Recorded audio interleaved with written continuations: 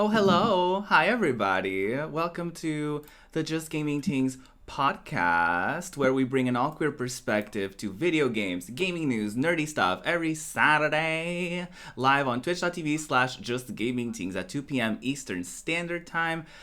Ooh, that's a sentence. And of course, the next day on YouTube and your favorite podcast services. So here we are. We have. This is the biggest episode we've had yet. There's 7 out of 8 members here. Of course, the wonderful GM couldn't join us because his internet was being homophobic. So please go support GM. We love GM in this house. And we'll be sure to pass on his thoughts and concerns as he shares them with us in the chat. So do not worry, you'll still hear from him, but you will also hear from all of us. We have a full house, an almost full house, I should say, starting with Dextralicious right over there. Hello. Hello. Hi. Are you excited for all the E3 shenanigans we're going to be getting into on this day? No. Okay, anyway. Why did I know you were going to say no?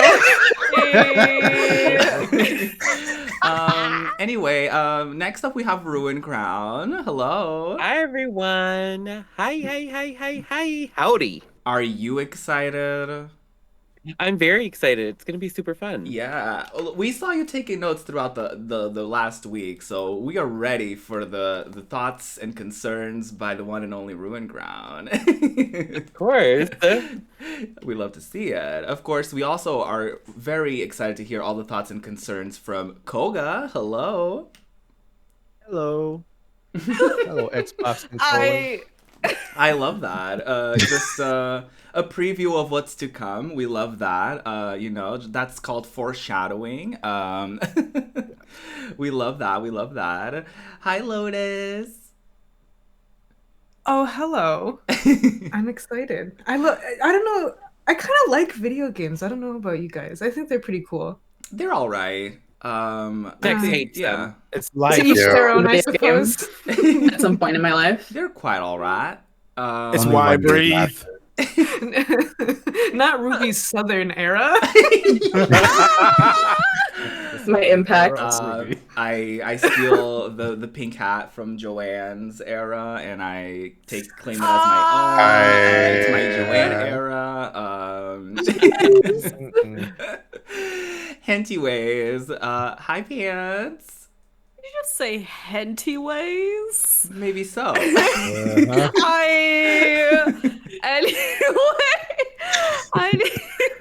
I'm Pants. Hello, I do like the games.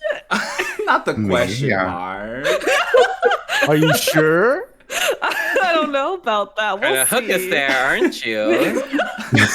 I got Find notes. out later. I'll think about Next it. time on Dragon Ball Z.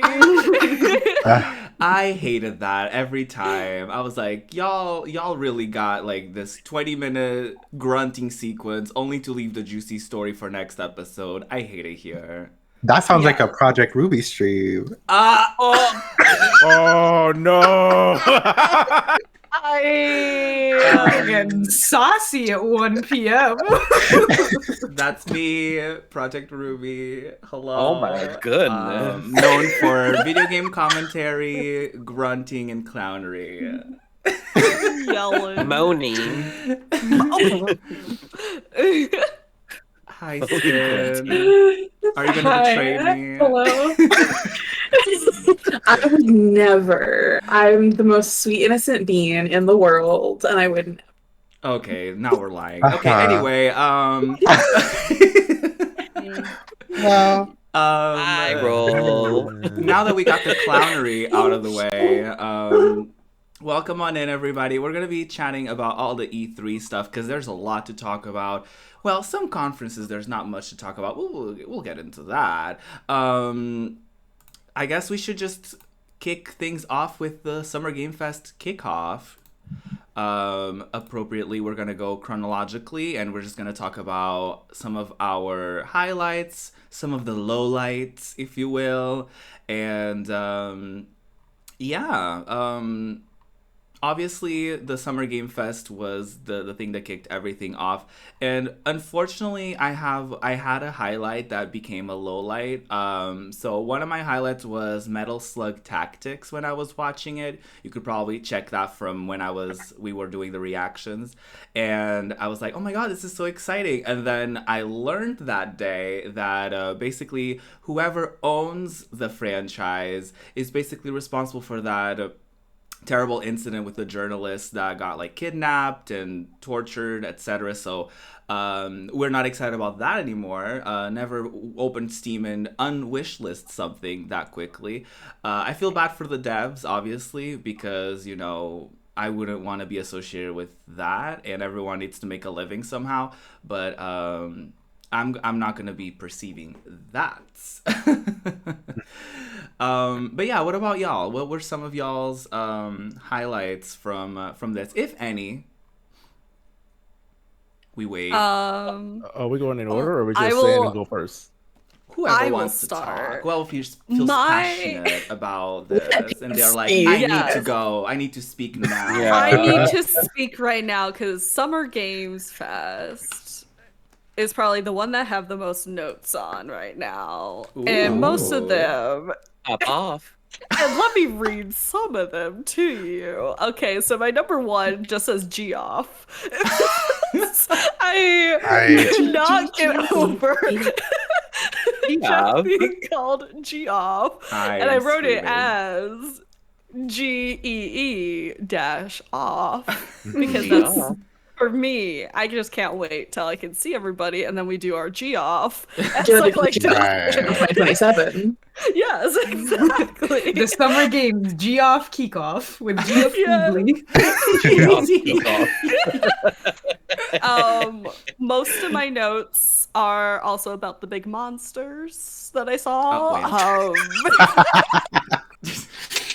So I would like to specifically say that, what was it, Low Stark? I don't know if I spelled that even right now. Lost Stark? Lost Stark? Yeah, Lost Stark. Low Stark? Low Stark. Lost Stark. Their extremely confusing logo. Right. Mm-hmm. The Lost Ark, because I wrote it all in lowercase. And Salt and Sacrifice, which is absolutely going to make me salty. I wish to sacrifice my life to the big monsters. And I also said Sable is really cute, and I'm really excited for that. And I also said that Japanese breakfast, I am single and ready to mingle. That is in my notes.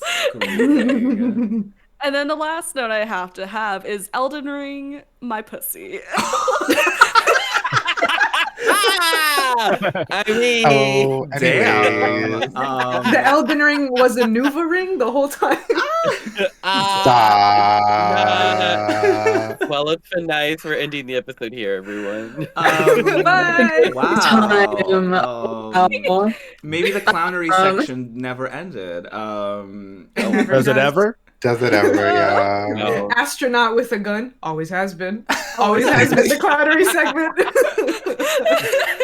I just love that in our reactions, we didn't react at all to the Elden Ring announcement, and the European decks were like, "Okay, Elden Ring, all right," and the entire internet was like, "Oh, oh my god!" Everybody was screaming, and I'm just like, "Okay, all right, what's that?" Yeah, that might have been the announcement that most people on the internet was happy about, and I was like in the chat, and nobody was excited. I'm like, yeah, I'm the only one happy here. I'm talking about for Koga because Koga was like, yes, and we're just they're just looking like this.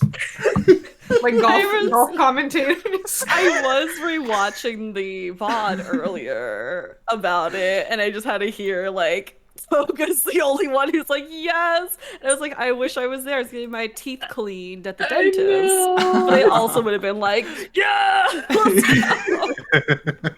I didn't even know that. Like, I was like, Elden Ring sounds cool. And I finally watched the trailer on stream and I was like, oh, okay, wait, hold up. This looks good. I was like, okay, I can get into this. All right. So I'm excited for that too. I just love that the target audience for that game was not present for the reaction whatsoever. Well, It's that was like a that common sometimes. trend, and I loved Yeah, it. it happens so By often complete during our coincidence. reactions. Oh, I forgot to mention from some of my highlights, the 2B costume, which has been acquired since on Fall Guys. We love that. Yeah. The 2Bean outfit, if you will. And also Tiny Tina's Wonderlands from the from the makers of Borderlands. Kind of like not like a spin-off, but I guess like a separate series franchise whatsoever, and it looks fun. That was a unicorn at some point. I was like, happy Pride. They had to give us what we wanted. Someone had to, right? Someone had to do it.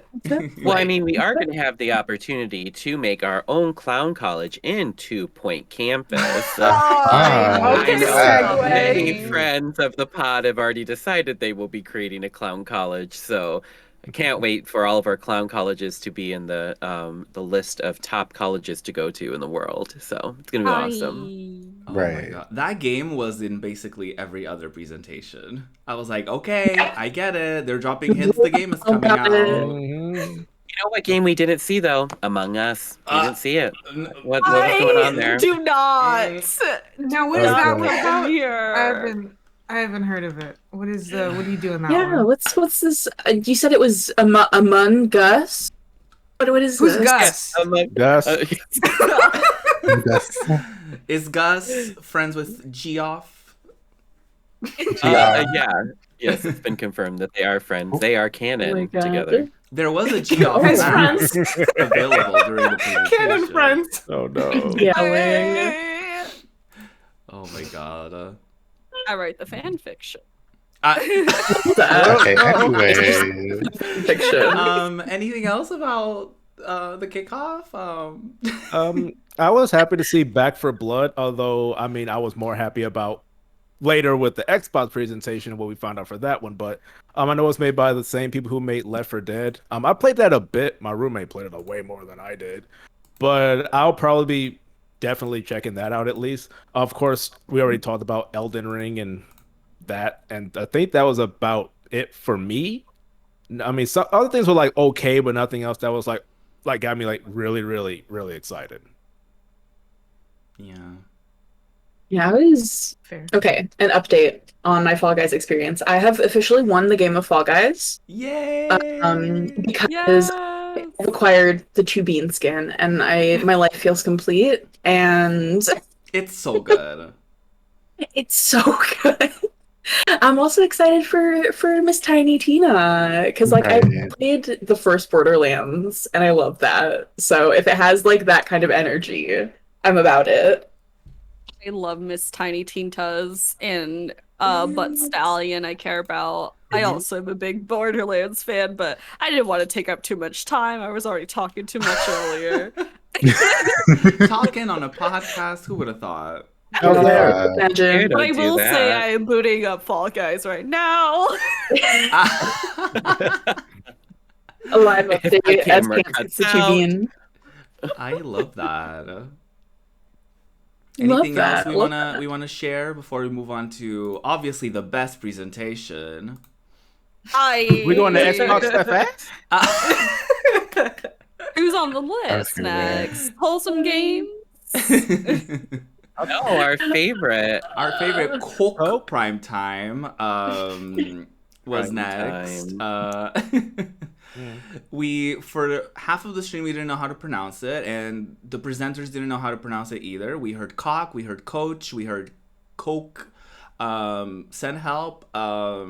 There was, at least for me, there was one singular highlight from that presentation, which was a game called Scars Above, which was that third-person game that was kind of like Lara Croft Goes to Space.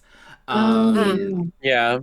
And they showed like a good chunk of gameplay, maybe a little too much. At one point we were like, okay, can we learn how to pace this better? Because now we're getting a lot of gameplay for one game, and we got a bunch of other interviews. That was basically Coach's Primetime was like dev interviews for like very long periods of time, and like most of it as well was like propaganda for them. Like it was like, how amazing is it working with Koch? And everyone was like, oh my god, it's so amazing to be a part of this collective.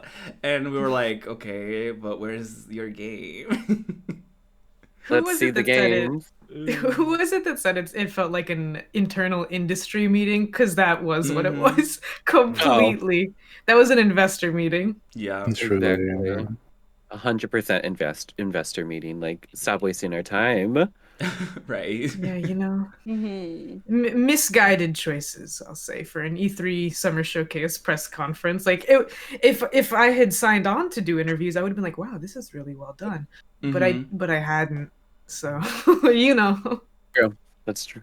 Yeah, and even in a traditional E3 sense, this wouldn't have been great either, because the traditional E3 concept was basically like press conferences for the press to like, and for retailers to be aware of like what games were coming out and all that stuff.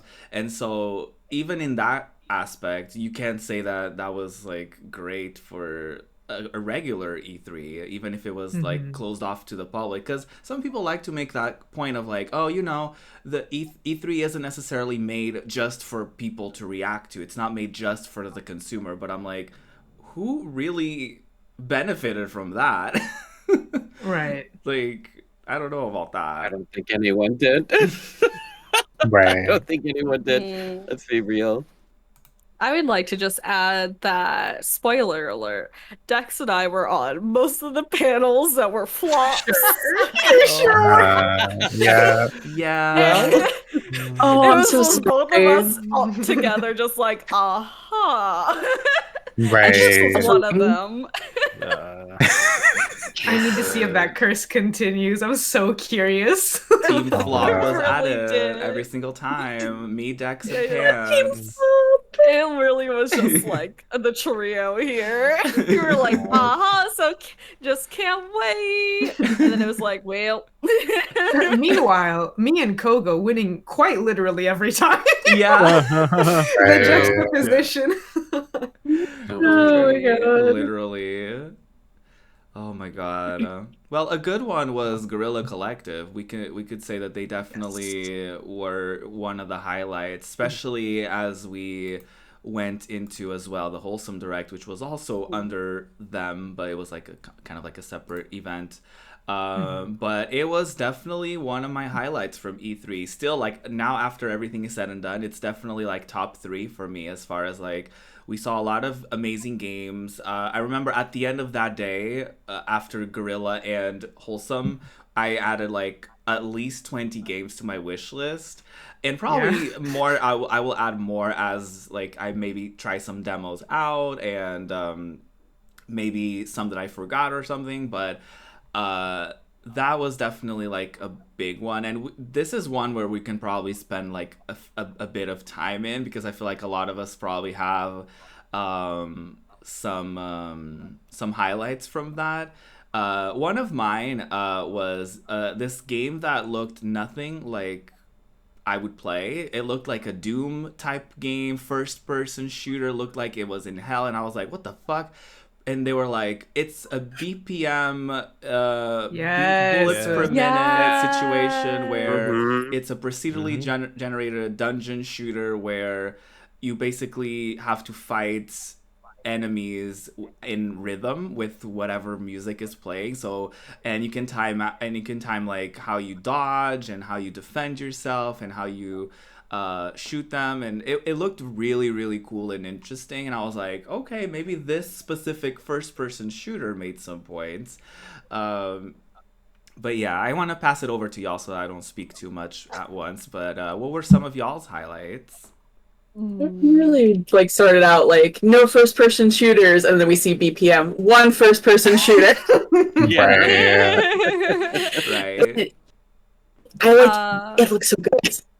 It looks really fun, yeah. The cool thing about Guerrilla Collective is that it's primarily games I already knew about, but had very minimal stuff about, right? Like no full trailer, no Steam page, no info, just a Twitter account, 10 seconds of gameplay and vibes. So I feel like how sports people feel who watch Collegiate, where I was like, oh my god, he made it, he's in, like basically constantly. Yelling. Right. I was probably like one of my really hyphy ones is Loot River, which I've been looking at for a while. It's like it says it's inspired by like Dark Souls and Diablo, and there's basically all these like Tetris pieces of the map that you can move around at will to like manipulate the environment to fight everything and get all your loot in the river. It looks like you play as like a cool little plague doctor or something. I don't know. It looks pretty fierce. I'm interested in that one for sure. I remember that one being a game where we were watching and I was like, oh, that looks cool, but my brain power is not present. I don't have the brain power for that. More than one brain cell for that one. Uh-huh. Yeah, it looked very complicated, and as they are like, oh, you can do this to stagger your enemies and blah blah. It's just like, oh no, honey, I can't do all that. No. You're asking me to do too much. I feel like it's one of those ones where it's gonna become kind of like second nature. Like I want to feel the flow state of that game. I want to get my hands on it so bad. I love that. It looked great. Yeah, I would watch Lotus play it. I got you. Absolutely. Yeah. What about the rest of it? The game that I guess got me the most, because the other ones that I liked were like already on PC. But this one was Arcade Paradise, where I guess you play as a character named Ashley, who's been given the keys to the family laundromat. But instead of doing a laundromat, she turns the business into an arcade, and it has like 35, I guess, arcade-inspired games that you can set up and things like that. And I'm like, I probably would try that. That's what it's about. That looked really cool. Yeah. Wow. The trailer was so. The trailer was very confusing. I thought it was a horror game for like a minute of the trailer. And then I thought it was like, oh, you want an arcade, but it turned out to be a laundromat or something like that. And I was like, what? Oh. A I little feel like bit I'm gonna have to go confusing. back and see that again. Yeah, I didn't Let's get watch the the trailer, replay. but it The sounds Ruined Crown interesting. replay. I would that. like to segue a little bit. My only note is that beautiful burger game. Not beautiful. The three of us. Yeah. Not That beautiful. I had to rewatch the clip because I had to clip it. Spin being like, this doesn't feel right. This feels really scary. And Ruby and Ruin just both being like, it's just PS1 graphics. It's Right. fine. It's retail. It's just food service. And then it switched, and then everybody's face. I love that the last words that were said were me saying, have you worked food industry? And then we all get scared and I was like, oh, Immediately okay. This is another game that I had heard of, so I knew it was a horror game, and I knew that the specific people on stream are weenies. But the thing is that my internet was really bad. Weenies. They are. Just a little bit of a weenie, just a little 4-pack Not hot a dogs. You would be scared too if a freaking mascot was running at you. Ruin, don't even get started. You got listen. jump scared in Nancy Drew. Calm down. Sit down. She just opened the door. Hello, my God. What? Don't even. No. I will say two things. One, I will be scared by anything running at me. Number two, I like being scared. It's fun. But like my internet was so bad You should that be on day. it next time then. I will. I'm excited. There was no way to know though. I was trying to get a message in the chat to warn you guys, but I was like a minute behind Oh, on my no. Boonies ass internet. So I was like, well, Screaming. and then I clipped it. Uh-huh. We deserved it. It was Yeah. very good. It was really good. It was extremely good. I was did just add it so to my funny. wish list. I did add it to my wish list. I will be I would playing love. it. I would love to see it. Oh my god. I cannot wait. Who's the Mhm. weenie now? Who's the weenie now? We can all be weenies together. Yeah. Good for you. We're all boiling together. I hate that.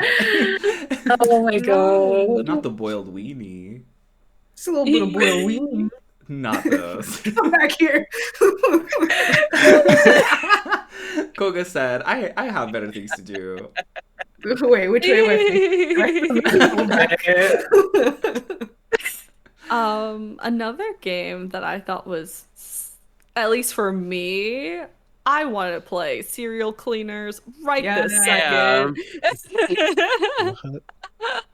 I'm It really was new to stealth games, but that looked so good. Right. It was basically like this kind of top-down or isometric kind of view of where it's like a stealth game and you kill, you gotta clean up the mess and everything, and I truly live for it. It I just reminded like me murder.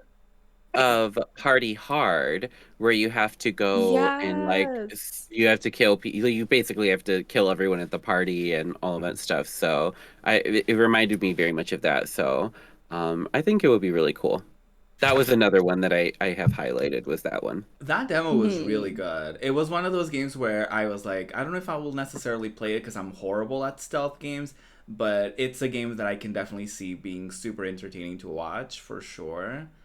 But yeah, another one of my faves was a game that we've actually seen a couple times now, but it's called Demon Turf, and it's like you play as a little demon, and it's like this it's almost like reminiscent of Paper Mario in a way, the art style, and it's like the perspective, but it's like 3D, right? And it's like the perspective is kind of like wonky, and I feel like I will be horrible at this game for the first like hour or two of it, but it definitely looked like super interesting, and the setting and the platforming of it all definitely looked really fun.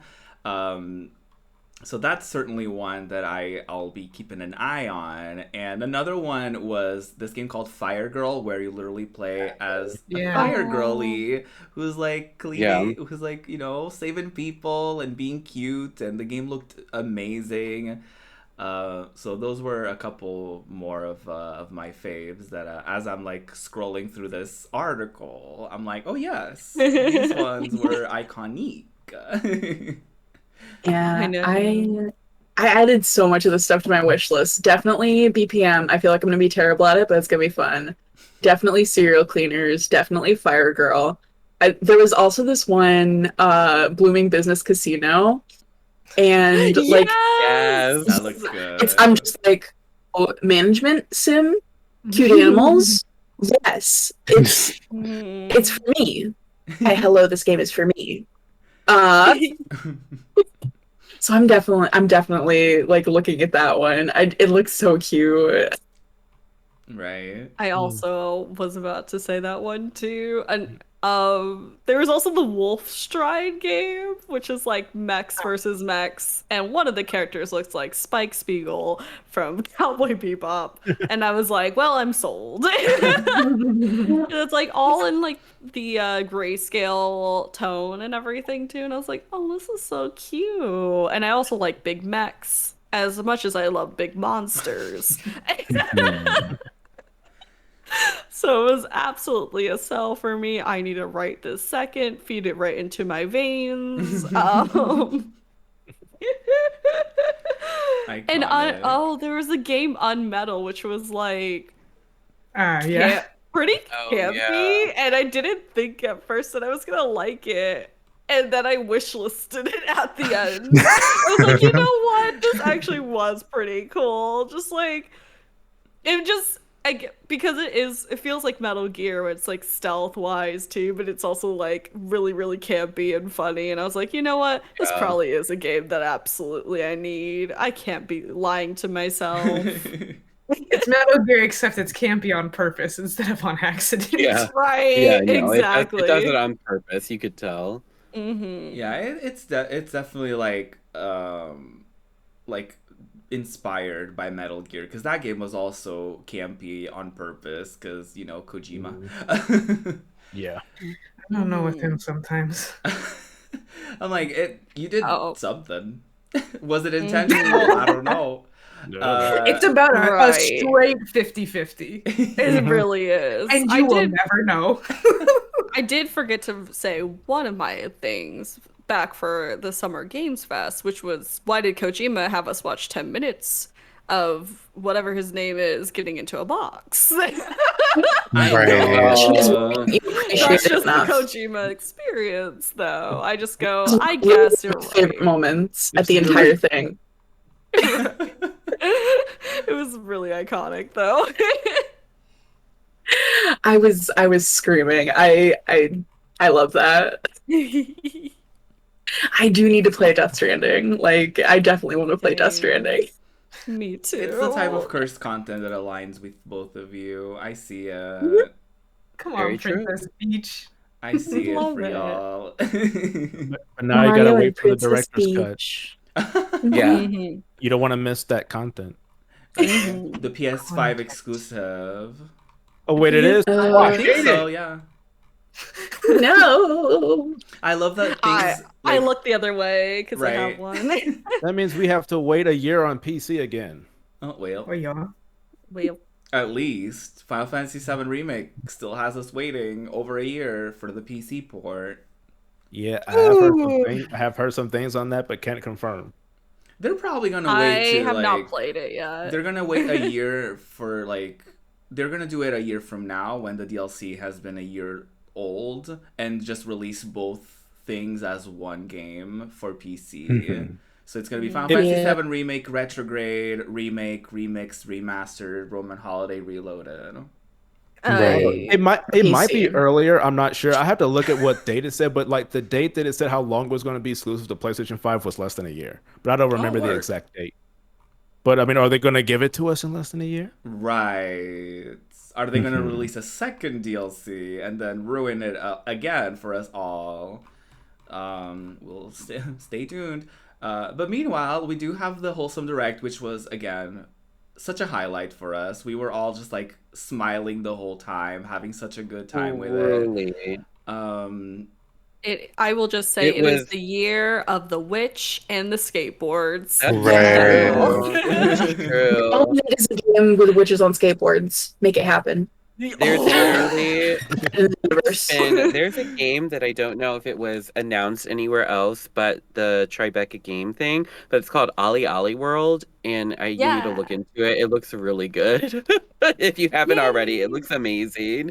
Yeah, I did see that Yeah, one. they showed that one with the little dancing ice creams and the Oh, big yes. bar a bird, and everybody looks really cute. Oh yeah, the bar bird. How could I'm we pretty sure forget? after the Wholesome Direct, like I added over 50 games to my wish list on Steam. Like that and Guerrilla were just 50 games. Just everything looked absolutely cute and amazing, and I wanted to experience all of it. The bird problems, the sitcom game that looked Yes. freaking hilarious. Like just Yes. so funny. We Are OFK Yes. and Walk with Yaya. I literally had tears in my eyes from Walk with Yaya. Oh my So- god, yeah. The grandma. We were like, oh. Truly. I brought his grandma on to help Annette. We were just it We're not was- gonna It was cry very again. sweet. We're not gonna do that Yeah, again. No Very tears. No tears. Right No now. tears left to cry. Ooh, I On Ariana Grande. the webcam slowly turn. Oh my god. I am extremely excited for We Are OFK. It's been on my wish list for like, I feel like last year there was a thing that they were a part of, and there was like a small little trailer with the performance, because it's like about a group of friends that put together like a group. And I immediately wishlisted it, and then I saw on Steam that it said LGBT on one of the tags, which got me even more intrigued. And then this year they got a little extended trailer, which I was very, very excited for. Another one that I'm extremely excited for is the girly that's coming for The Sims' wig, which is called Paralyze. The customization on that one, the graphics on that one, I was like, hello? Like, I'm not even someone who usually is like a builder in games like that, but I was like, this looks, first of all, easy for someone like me to get into, and it also just gives you so many options that you just literally don't have on The Sims. And The Sims has been out for how long as a series, and we still haven't figured it out. What's up with that? And it's an open world town, which The Sims 4 can't relate. Just I just get excited for games like this because competition is so important. And I like the idea of Sims quaking a little bit in their boots so that they get better. And then Paralives can also be an amazing game, and people have both options and potentially even more options moving forward. So I love when indies do that. They're like, you know what? We'll do what your favorite game does, but better. As you should. Absolutely. Oh, another one that was super cute was Bear and Breakfast. I mean, come on. Yeah. Very adorable. I literally added so much of this stuff to my wish list. Like, definitely a lot of the stuff that we mentioned. I'm super excited for Spirit Swap with like the witch and the little froggy and like puzzles, visual novel. Yes. Yes. Another Yes. There's another one that like I feel like I'm absolutely gonna play this game. I'm probably it's probably gonna be like a Lynn stream. I was really excited for Please Be Happy. It's it looks super cozy, visual novel. Wool. Yes. Wool. Game is absolutely wool solidarity. Right. I love it. Absolutely. And we love to see it. Oh my god, I almost forgot. There was one called Unpacking that was like GBA graphics where you basically have to, unpack. And every item, you can like put them wherever you want. And like there's so much customization. There's like a demo out for it too now. And you can just play around with it and just... it's just so soothing. I feel like it's one of those like anxiety games that we talk about often, where games can be so helpful for stuff like that. So that was definitely a big one for me, where I was like shaking and quaking. Just in general, the Game Boy Advance graphics coming back just makes me super happy, because that was an era of games that I feel like was kind of forgotten for a little bit. I feel like we either, for the past few years, we either get like super realistic or like 8-bit. It's like there's no in between. So I like that we're getting some of those like game styles from like generations that are PS1 and from Game the early Boy, 2000s. On top of very good games probably for anxiety would be A Little to the Left, where you adjust things and put them perfectly into place. I thought that was also a very cute game. It would definitely be an anxiety game. I want to hear Pants' thoughts, because I feel like you're thriving in this with all the witchy games. Yes, like I said, I love skateboarding and I love witches, of course, as a witch. So I'm really, literally anything that had just witchy vibes, I was like, immediate wish list.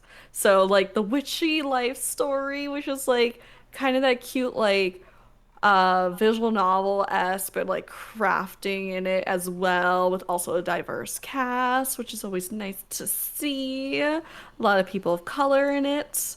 The Witchery Academy, which is so like you could do so. It's just a Sims game as well. You could do some farming in it, and I was like, what do I love? Farming and fishing. It looks like it has a bunch of that. If I want to talk about other things, paparazzi, which is you just take pictures of dogs. My dream. Literally the dream. I'm living for it. We did talk about Spirit Swap, which I've been very, very excited about, because also like very diverse cast.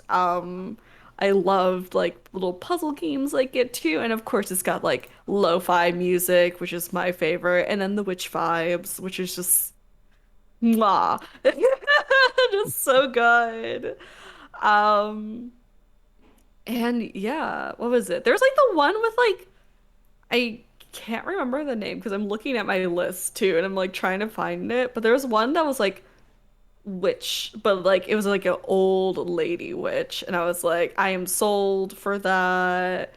It looks like kind of like you'll do a lot of traveling in it. I cannot think of the name, but it was truly iconic as well. And I also just love being an old lady. I love that for you. Right. Oh, it was Witchwood. Yes, that's the one. And it looks so, I don't know, it looks really interesting, and I'm interested to check it out some more. But I know from the trailer it was just like showing her like walking along like all these different paths. Um, the Steam page at least says that it's story based, but there's like some crafting in it as well. So I'm really looking forward to it. And like I said, being old instead of just like a young, spry witch is always a plus. And as we said, the skateboarding, and we talked about birds, let's talk about Skatebird. Where they're just flapping their wings. Absolutely. Like, doing So tricks. cute. Truly so good. And I think that's also coming to Switch. And I cannot wait for that. My God. Iconic. Icon. There was so much good stuff about Wholesome. Right? Can you Yeah. tell we Literally. were very excited about those? Just one last thing from me, and then I'll shut up. I'm so excited for Amber Isle. Like, it gave me very With like the Animal dinosaurs, Crossing very cute. vibes. Yeah, but like, there's dinosaur villagers, and you get to like make a little town with little dino friends, and I'm just like, this is for me. It's me.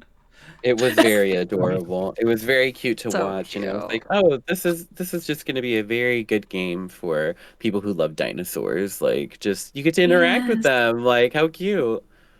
Child me would absolutely be shitting his pants because I definitely had a dinosaur phase. Like, so this is definitely the game that adult me will play for child me. Right. Love that. Absolutely. What about the future of play? That was our next, presentation / showcase. With Miss VTuber being the presenter. Yeah, that was cool. Yeah. Uh-huh. I personally didn't. I enjoyed the presentation. I didn't necessarily have a lot of thoughts and feelings on it. It was just like, oh, this is nice, and I'll probably check out some of these games, but it definitely wasn't one of those where I was walking away from it and being like, oh my God, I need to check everything out right now and wish list stuff. It was probably one of those where I'll probably come across these games at some point again, and some of them I'll probably get, and some of them I probably will watch other people play. But it definitely wasn't a highlight or anything for me as far as E3. But it wasn't a bad presentation either. But yeah, what about y'all? Do y'all have any thoughts and concerns about future of play? It was I very think short. that- yeah, it was short. But I mean, we did get some good games out of it. Love Short, Hellbent, Chinatown Detective, I believe it was, Unbeatable, Way to the Woods. Those were quite a few games, I believe, from that. Yeah. Not this article doesn't show all of them, but no, they all looked really good, especially that Love Shore game. I'm pretty interested in that. Any Yeah, other good. thoughts? Well, so part of it, they showed those games, right? But that was after the kind of big announcement is that they're making a studio called Virtuoso Neo Media, and we were all very confused because they showed 3 seconds of a bunch of games. So my assumption is that those are in what's the word, in previs, they're kind of being made, but they're early on enough that they didn't want to missell it and do a whole trailer or something. I'm pretty excited for them. There's a lot of extremely cool people involved in that, like Chaboy 2 Mello, who did the Future of Tokyo fan soundtrack for Jet Set Radio, and he's on the If Found soundtrack and a bunch of really cool stuff. And someone who I generally trust to not be evil, so his involvement with the project, I'm like, okay, let's go. So I'll be keeping my eye on it, or on them, I should say. But yeah, they didn't show too much. Holding it close to their chest, I suppose. Yeah, very close to their titties. I almost just killed Spin. I'm so sorry. Sorry, Spin. It was a combination attack. Well, we did get a little bit of a longer presentation from Ubisoft Forward. I personally can't really say that a lot of their games are for me necessarily. I'm like, okay, cute, we get another Just Dance. A lot of games, like Far Cry and like Rainbow Six Siege and stuff like that aren't really for me. Especially not the Mario and Rabbids one. Keep that cursed Peach out of my screen. I don't want to see it. Was that. So cute. They should have left it in the draft. Rabbids should have been left adorable. In the Wii era. They should have stayed there. It was so adorable. I played the first one and it was just really cute. Like, yeah, they're just wild, but I think that's why I like it, because it's just pure chaos. They're just pure chaos in that game, and I'm excited for the next one. Am I gonna buy it right away? No. But it's very cute. It's very cute. I think other than that, actually, Rainbow Six Extraction looked really good, and normally I'm not into those type of games, but I was watching a lot of gameplay of it, and I was like, well, what they showed, and I was like, wow, I might be into this. North Star, and then also Assassin's Creed Valhalla, what they have planned for that game. I do love the idea of destroying France. So, and it seemed that a lot of games this year from E3 really loved Europe, or they loved France, and I think we should bring it down. How about that? Bring down the colonizers. That's all I have to say about that. I have some bad news for you. Bad news. Well, speaking of Europe, Watch Dogs Legion, the game I played and beat and loved and thrived off of, is getting more DLC, which I don't have to pay for because I have the season pass. So I'm excited for that. Hopefully one day I'll play Watch Dogs 1 and 2 so I can actually understand what's going on. But I'm glad that that's getting DLC. But that was probably the only thing in the Ubisoft thing that had my interest. I mean, the only thing for me was Riders Republic, because it didn't look like it was trying to be like a simulator of riding bikes and I don't know, just a bunch of other stuff. Was there snowboarding too? It was a lot of different things. It was like that big sports game where there's 105 of you and you all are doing stuff together. Yeah. Is that what it is? Yeah, and then I guess not air packs. Oh my goodness, whatever it was, they were flying in the air. So that did look like the most wingsuits with jets. Wingsuit. Yes, let's go with that. That was the most interesting thing for me. The only other thing, only reason I was slightly I wouldn't say I was interested in, but I was curious, which was Rocksmith Plus. So I'm like, how are y'all gonna handle this? Are you because they wanted you to do a subscription? And I'm like, so you're not gonna offer guitar with that? And why should they upgrade to that one over Rocksmith? They're ones that's already there that might have mods, which might be why they're trying to do this way. I don't know, but I wouldn't get it. I don't personally plan on getting it right now, but I was just kind of curious, how are y'all gonna go about that? And our song's gonna be disappearing because of licensing and all that nonsense. Mm-hmm. Right. Yeah, that was one that I was also very curious about. Riders Republic as well. What I thought was looked very chaotic and very reminiscent again of those PS1 games that you would play in a demo disc that you were I don't know if I would get this one, but this is chaotic enough that it will entertain me for the demo. And yeah, with the Rocksmith Plus announcement, I was very intrigued. I also like to see variety when it comes to presentations. I like to see a little bit of everything. even if I don't necessarily play all of it or get all of it, I like to see variety. And that was one that I was very intrigued by. And I'm gonna wait for people to test it and for people to try it and for people to play it before I make a decision of my own, because I do not want to invest into something that will potentially be like a flop or something like that. So, yeah.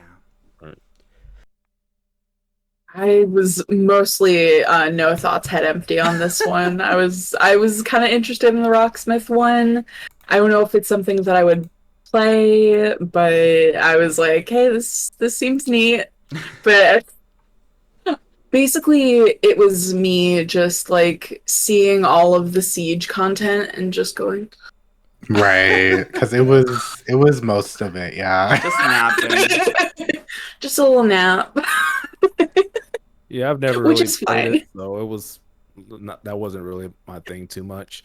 I mean, outside of like set of those two games, I didn't have much. I mean, I guess like you could say kind of the was it Mario and was it Rabbids? I mean, I didn't play the first one, but I mean, I'd probably whenever I get a Switch again, but whenever that is, but I'd probably try them out. But it does look. I mean, it's Mario. I can't help it. Mhm. I mean, it's not that Exactly. often I come across a Mario game that's bad. Right. Pants isn't here to spread the Mario plus Rabbids. I'm We need Finn, Pants who's for like this. literally shook like Super Mario 64. That game isn't bad. Finn Okay. did not have a good time. Yeah. I love most of the Mario games I've ever played. However, the Rabbids are an abomination that I cannot abide. That too, Yeah. I Like I support said, I wish they that. died in the Wii era. Their game was really fun though. Their little party game, but they are horrendous creatures. Yeah. I do They like the are. concept They of a tactical Mario RPG. That is pretty That's the- intriguing. A Mario That's the fun RPG? Imagine No one's that. ever come up with that, Ruji. You stop Oh my God, talking. Tactical RPG, though. Oh, sorry, That's the completely T. different. Yeah, how dare you? Excuse you. Hold up. That's all I gotta say. Oh my god. Um, Do we want I'm to so move on sad to Pants isn't here to Devolver defend Digital? Or Rabbids. do we have any final Yeah. thoughts on Ubi? We'll have to give Pants a section later to talk about Mario plus Rabbids when they come back. That's valid. Oh, it'll probably be Yeah. mentioned again for Nintendo, probably. That's true. because it was also announced during Nintendo. Well, yeah, Nintendo did leak it as well. Nintendo leaked it earlier. Right. So rude. Yeah. Nintendo. You can talk about it then. We have complicated feelings about you. Right. Woohoo! Woo. Uh-huh. Uh-huh. Do you want to talk about Devolver? Yeah, I was gonna say, do we Sure. want to talk about I mean, I there was a few things I was looking forward to. Definitely Encryption, which is like a card playing horror game, which I guess is like, of course, card playing, but blending it with roguelike and escape room esque puzzles. Which I mean, depending on the puzzles, because sometimes I don't feel like using my brain that hard when I get off work. So we'll see how that goes. Another one was Shadow Warrior 3. It did look pretty interesting, though I didn't play the second one. I think I got the first one somewhere on my hard drive, maybe. But those two did look interesting, but I think the Inscription looked the most, caught my attention the most. Maybe Trek to Yomi? Maybe. It looked Yeah. like interesting. It looked neat. I just want to say I hated their presentation style. Like, and I skipped through most of it. Like, I was just trying to find the games, but sitting through their presentation style, I was like, this is not funny. Do you all think you're funny? Because you're not. But I also have Trek to Yomi and Phantom Abyss, Death's Door, and Inscription as well. Those are my highlights from them. Other than I'm that, also they very ruined it with interested their in Death's Door. shit comedy. Oh my god! Oh yeah. I mean, but yeah. You know, I think we as a society have evolved past the need for satire, especially satire that is played completely straight. It's like I don't think we need it anymore. No. Yeah. I mean, I did like some chili dogs afterwards. That is true. They look delicious. And then made me wasted want so one. much chili on that day. Oh, they really, That was yes. rude. That felt wrong. Yeah, Devolver is just one of those that does not resonate with me whatsoever. The games for me usually don't resonate with me. The style of presentation, I fully agree with Ruin. To me, I get annoyed when I can't tell when they're being serious or not, because a lot of those I was like, okay, this is a throwaway bit, and then I go look at an article later and it's like, oh no, they did announce that was a game. Like, they did make fun of mobile games but also announced a mobile game of their own. And we kind of had that conversation where we were kind of doing the reactions and like small conversations about E3 throughout the week, of like, you can't just like make fun of other people for doing something and then do it yourself under the guise of like, oh, I'm doing it because I'm doing it ironically, and it's like, you're doing it. You're still Like, doing okay, it though. South Park, calm down. Basically. Right. Yeah, it's a lot. I had my whole rant about how they're from Austin, so they're just like that. But that's for another time. Oh, well, It's That makes yeah. sense. I think like the first 1 or 2 times it was cool because it was like in the middle of E3. Like people knew who Devolver were, but not really, like 2 years ago.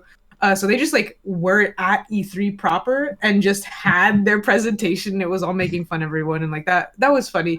But now they're like a bigger studio with more money, and it's just the same thing. And then they're also doing it unironically mostly. It's very. It doesn't go for me. I tend to like their games though. I really want to play Death's Door actually, but. I'm not a We fan just of that. need pants to say premium purchase for us. If you would indulge us. I should have known. I should have known. At least get a sip of water because I was also grabbing some. First of all, Devolver. I know we probably talked about their audio issues. Oh no, we But- didn't. Oh, we Yeah, did that was not. part of it. Audio I forgot about that. Well, Yeah, it wasn't well- issues. They just had a strange approach to mixing audio, where the background music was as loud as the people speaking. And obviously, Devolver's thing is like satire, wordplay, parody, blah blah blah. But you couldn't hear them saying it, so like you could only hear half the jokes, which undermined the jokes that you did hear as well. So it's like. Jokes Yeah. where? But truly, that premium purchase was the best. Right. I just need to say that. That's it. That's the highlight for us. Literally. Yeah. MP3 to everyone, please. Thank you. Yeah. Higher pants for next year's E3 presentations. Do it now. Yeah, Devolver. You can easily contact me. My email is everywhere. Email in my bio. Contact me. Email in my bio. It's actually You can right even below slide- me. Can you imagine? Right here. You get a sign with your email. Love that. Right. Yeah, Slide I into just, my like- DMs, maybe. For me, it was like, one, I could not tell what was a bit and what wasn't, Yeah. and two, I couldn't hear a good goddamn thing because of the music. Right. And like, I'm already hard of hearing anyway, and I'm just like trying my darndest to like parse everything out, and I'm just like, and that just made it so much harder for me to understand. And I was just like, I would probably like watch other people play some of these games, like looking at the games, like especially like Inscription is a cool concept for a game. But I'm just like, the presentation itself was like very alienating for somebody with hearing issues. Right. Yeah. I mean, No subtitles, even though it's pre-recorded. right. What is that about? Several Yeah. shows were like that. Which I don't understand, but Right. It was very confusing, and I did actually want to make a second for us to talk about that. In general, it's not a Devolver only issue. It was actually quite rare, the people who did do good subtitles, because a lot of them were like auto-generated, and they were, I guess, trying to make it play as if it was like, oh, it's auto-generated because it's a live event, but we're all at home. We know everything is pre-recorded anyway. Or even if it's not pre-recorded, a lot of these presentations have scripts anyway that you can easily have someone transcribe. Right. And particularly, like, I could understand if they really had to have a rough script for the actual like live presentation part, or if they did have to do the auto-transcribed captions. But y'all didn't make the trailers this morning. Why don't they have some like that should be a global thing? I think it's really Xbox and Bethesda, and then I want to say Square Enix were the only people who had like hard-baked subtitles, and I think that was it. I think that's right. I think so. I just know that Xbox and Bethesda had like 5 different streams because they had the English stream, the stream with subtitles, the ASL stream, and then the audio descriptive stream. And then Square Enix had, I'm sure they had multiple languages with subtitles, and like that was it. Yeah, E3 Xbox had proper 31 had different 0. languages for subtitles. Jeez. Love that. Love that. Real-time subtitles, because it was pre-recorded and they wanted to be inclusive. Imagine that. We can talk Speaking of about Xbox being iconic, right? Segue. Let's talk about Xbox. Yeah, let's talk about it. I would like to tell, I'm looking directly at Koga and Lotus right now when I say this. My first wait, let me go back bullets I look at Ruin, Koga, and Lotus all directly in the eye, and I say, I wrote, maybe I will buy an Xbox. True. Bullet point. True. Maybe so. Maybe so. The funny thing is, I don't even have an Xbox. I'm just on PC, and they've tried to actually treat PC like it's part of the family. Right. Yeah, I'm just glad. I've been on that train for years. Is like, Xbox is losing the console, which is a whole nebulous, like, goofy thing. But I was like, who owns Xbox? Microsoft. Who owns Windows, the largest PC gaming platform in the world. Like 2 years ago, I was like, what are they doing? Like, what is going on? So then they made Game Pass. So you're welcome, Mr. Gates, for the great idea. Right. Yeah, finally. And people being like, oh, they're not going to maintain Game Pass forever. They can't possibly afford it. Have you heard of Microsoft? Microsoft has, like, I mean, they have like way too much money, which is like everyone's trying to talk about, like, it may not be a best decision. I'm like, did y'all forget how much money they just tossed at Bethesda? Like, they just tossed it out there like it was money in hand, almost. Right. So it's like, they'll be fine. Yeah, and also like it's the like too big to fail kind of thing where it feels like studios like Nintendo and EA, they feel like they play things really, really careful. Like it's absolute maximum of profits with like no risk, and then Xbox is like, woo, we gotta spend money to make money, baby. They just go nuts. I love that. I love the mini fridge concept. I love that they said, "Oh, y'all that want shit's funny." Right? Devolver Digital, that shit was funny. Right? I was Take like, notes. You want to know how to do puns? You want to know how to get to the gamers? It's memes and miniature fridges. They were quick to send the Not PR chili fridges dogs. as well. Like when people first made the jokes, they were really quick about making those at the time, I remember, and sending them to people. So I'm not surprised that they actually, made ones that people can actually buy for this holiday season. I considered it. I'm not even gonna lie. I was like, I thought about having a mini fridge in my room. I want it. Why would be so the iconic. Xbox one? Question is, how much is it gonna be? Right. For me, the question, it's not even a question, it's an answer. If I had a mini fridge in my room, I would never leave, which would be bad for me. So I shouldn't get one. That's a point. You made a point. That's valid. Do we want to talk about their games? Oh yeah, right. Games. So like this is the first one where I actually like had a list of like what I actually wanted or like thought was interesting. Because it's like for Solidarity of Lotus, Psychonauts 2. Because it looked iconic. It really did. It was a surge. I could go on. 12 minutes I was interested in until like this time. Then it's like William Dafoe and stuff like that. So I was like, it's kind of on the maybe list now. Sea of Thieves expansion looks nice, but maybe they should like help fight against homophobia for once. Yeah. There are a lot of caveats for some of these games. Like, right. yes, but it's like one thing, but it's really bad. Right, literally. But Forza Horizon 5 looked pretty, and it looked like it was gonna be a fun time. Outer Worlds 2, I'm excited for.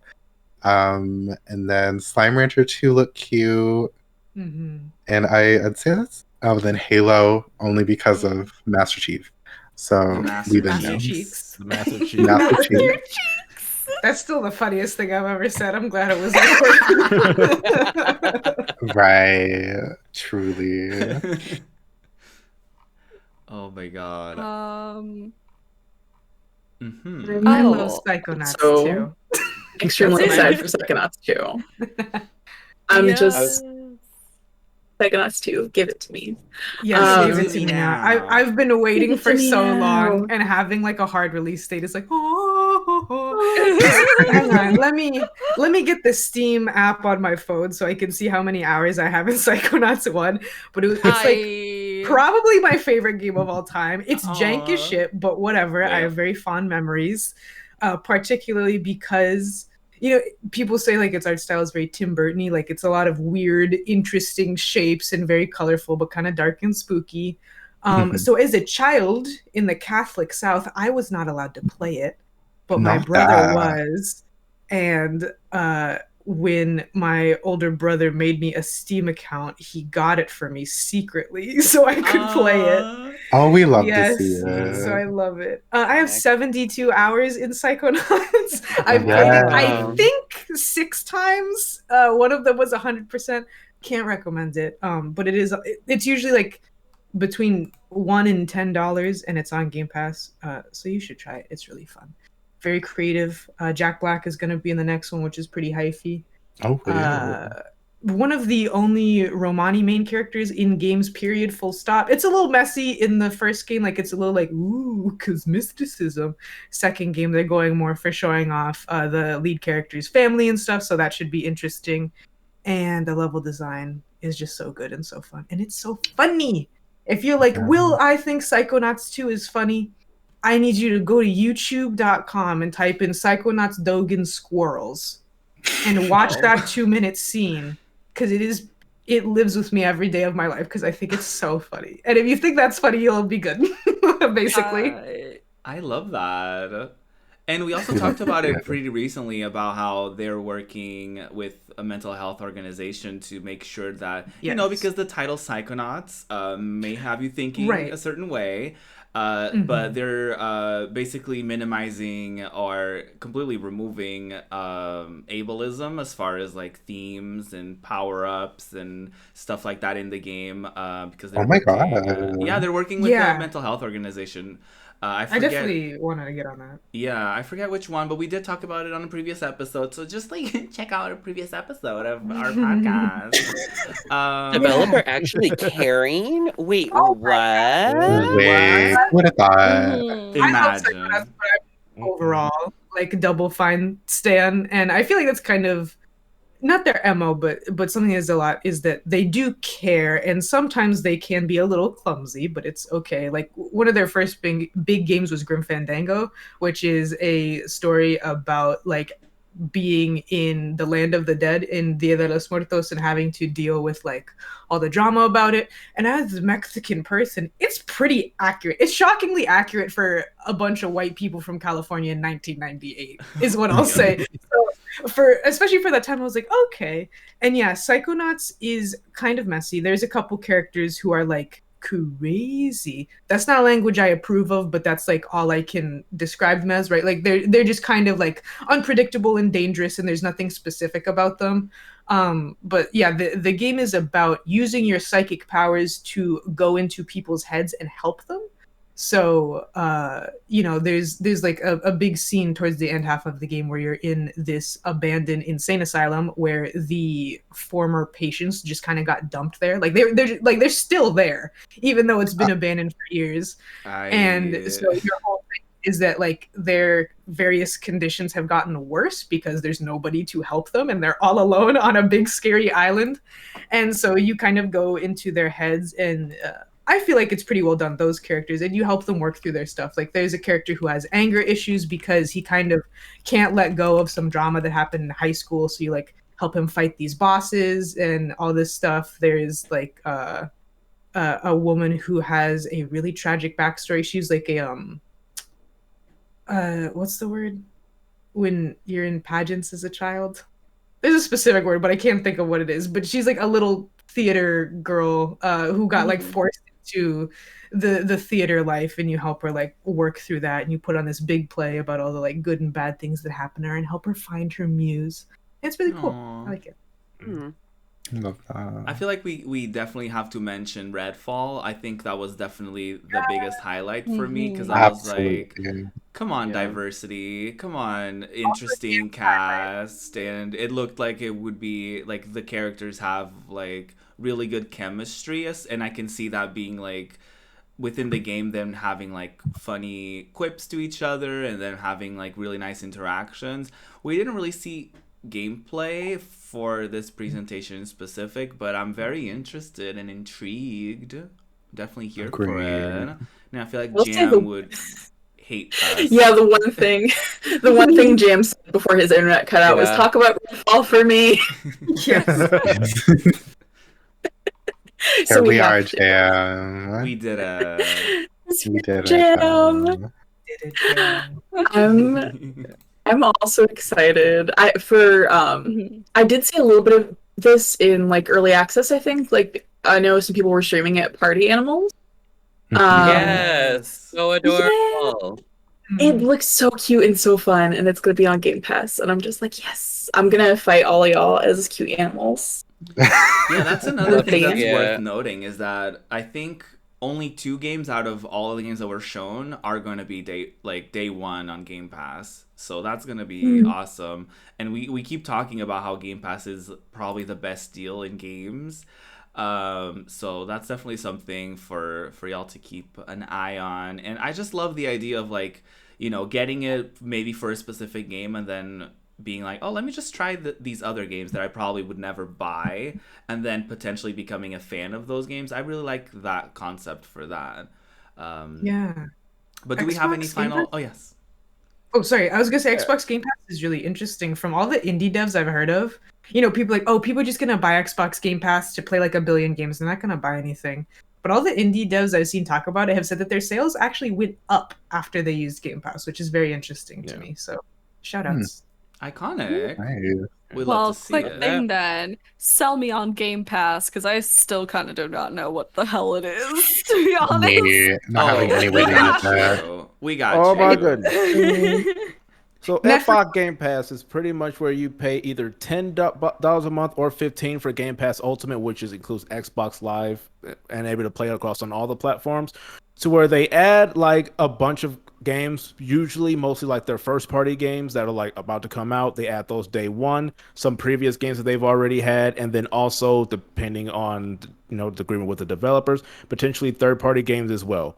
Normally, third-party games don't always end up going day one. A few here and there do, but like older games do. Like, for example, on the Xbox version, Monster Hunter is on Game Pass. It's about to go away, though.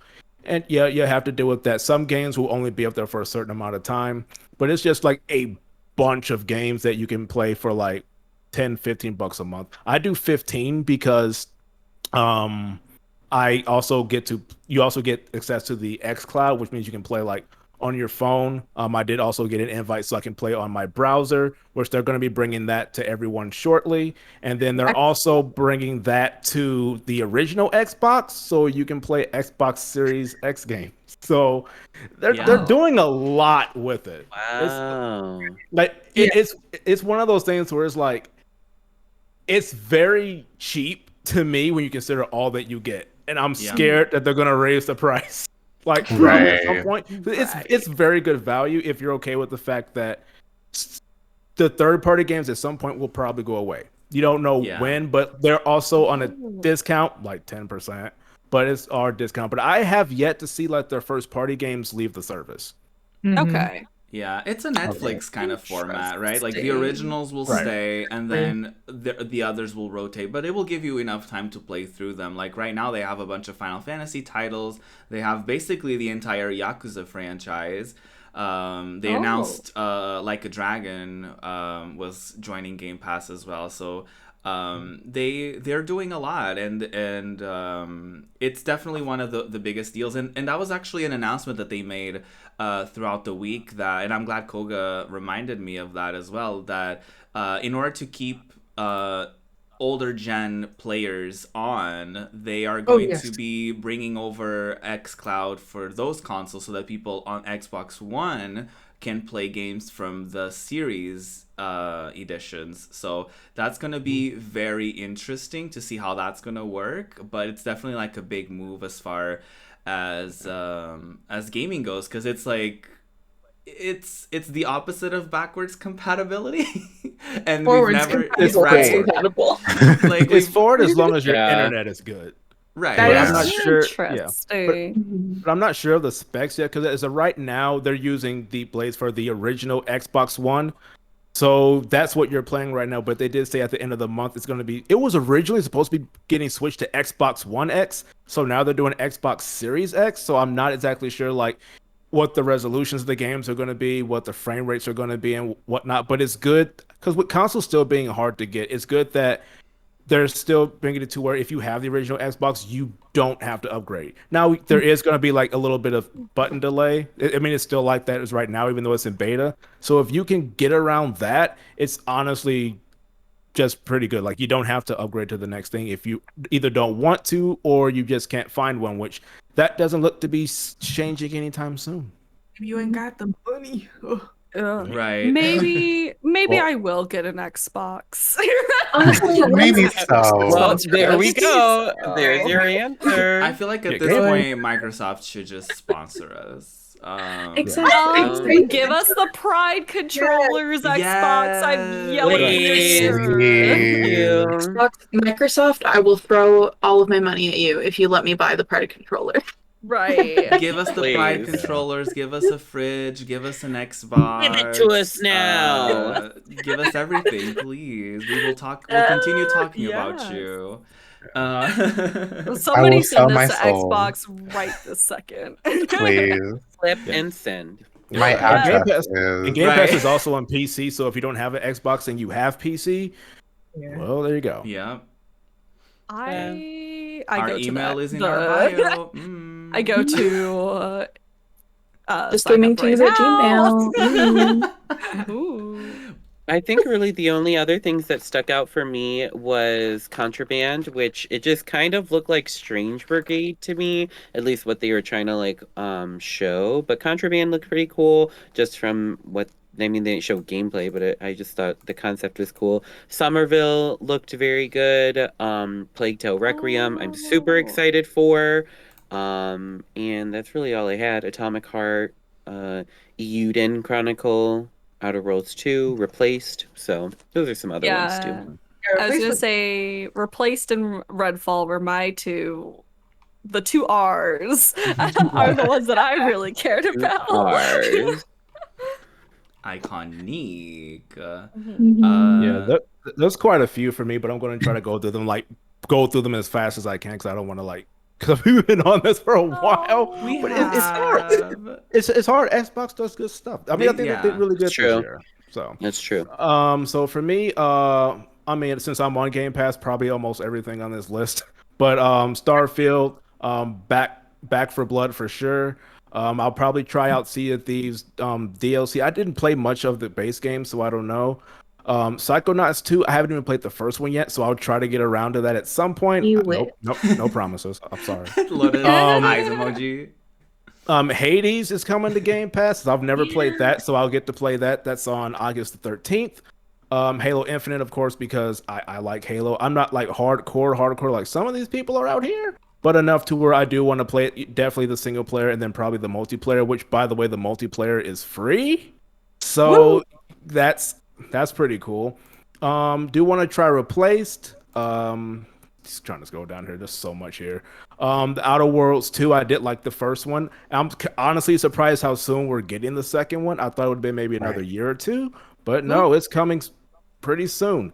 And then of course then it's also Redfall, but my favorite announcement was Forza Horizon 5. I do like Forza Horizon games. I've been playing since the second one, and I don't feel that we've had a bad game yet.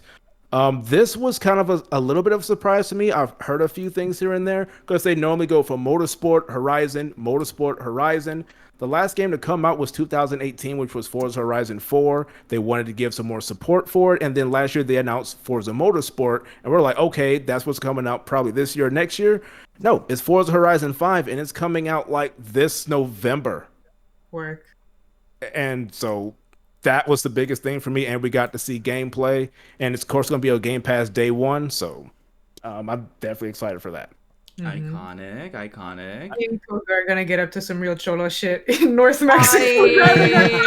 Not cholo. Oh my goodness! I want cholo. I want to be a part of this cholo thing. Yes, I want a purple lifted Mustang named Raul. I want the whole 9 yards. I'm role playing today on these. Is this about to be Just Horizon Tingz now? Yes. Just Horizon Tingz. Just Horizon Tingz vibes.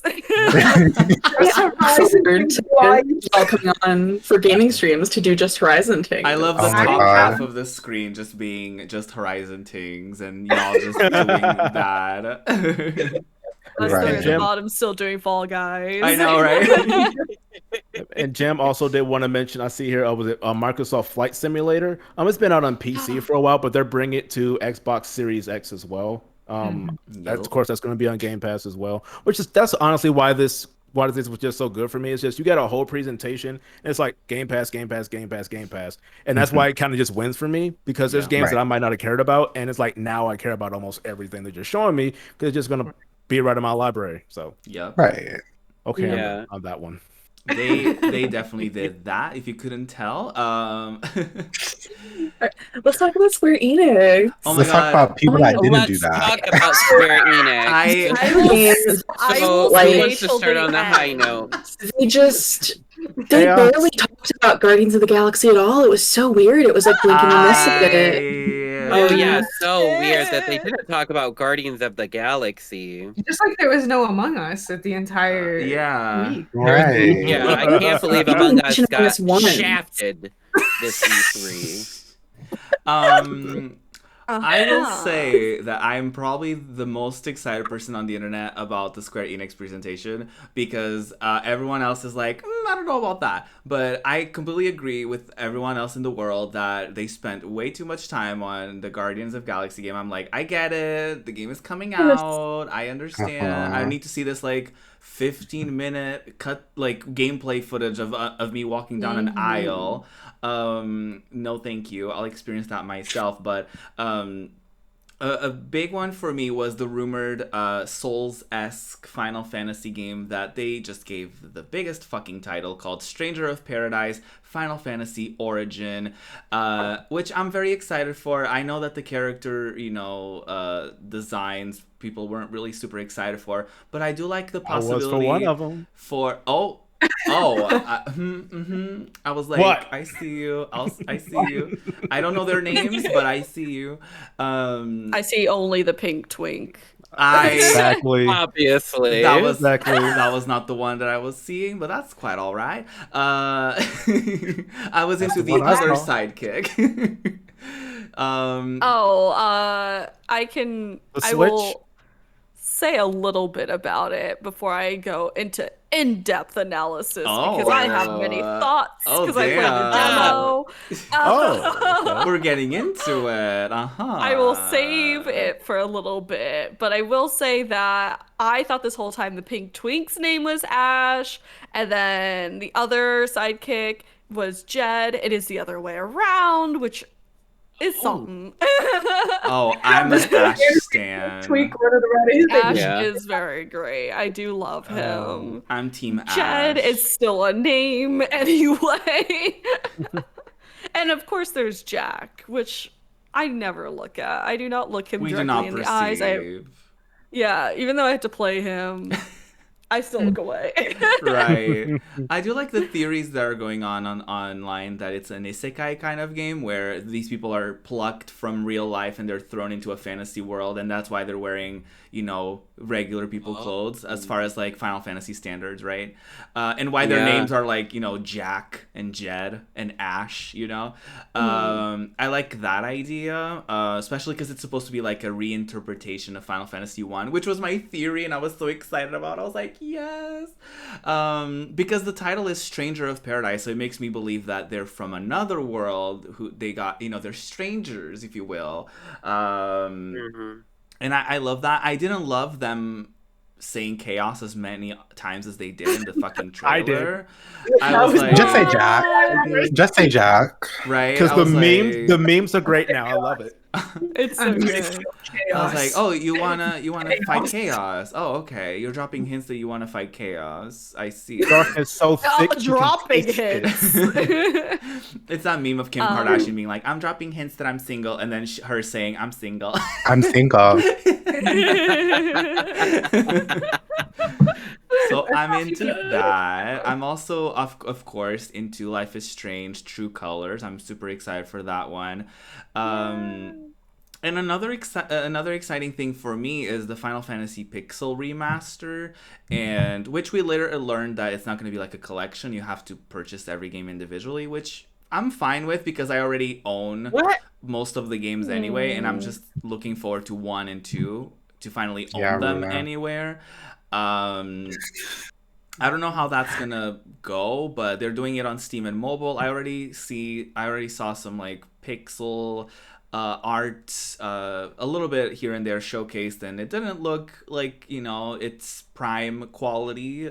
You would think for a remaster they wouldn't get rid of shading, they wouldn't whitewash the characters a little bit.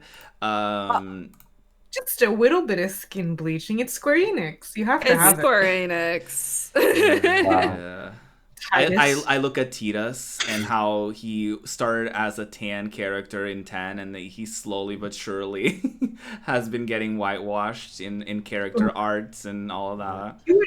I look at Kingdom Hearts and all the villains are dark skinned. Oh my god, and they take off the hood and then they're white as fuck. Bothers the hell out of me still to this fucking day. Because I was like, oh, I really like Xion. Like, she seems super cool. Because, like, young me at the time was still very she-her. Like, oh, look, a cutie with, like, looks like Kyrie, but, like, dark skin. And then she takes off that hood, and I was like, the fuck is this? Right.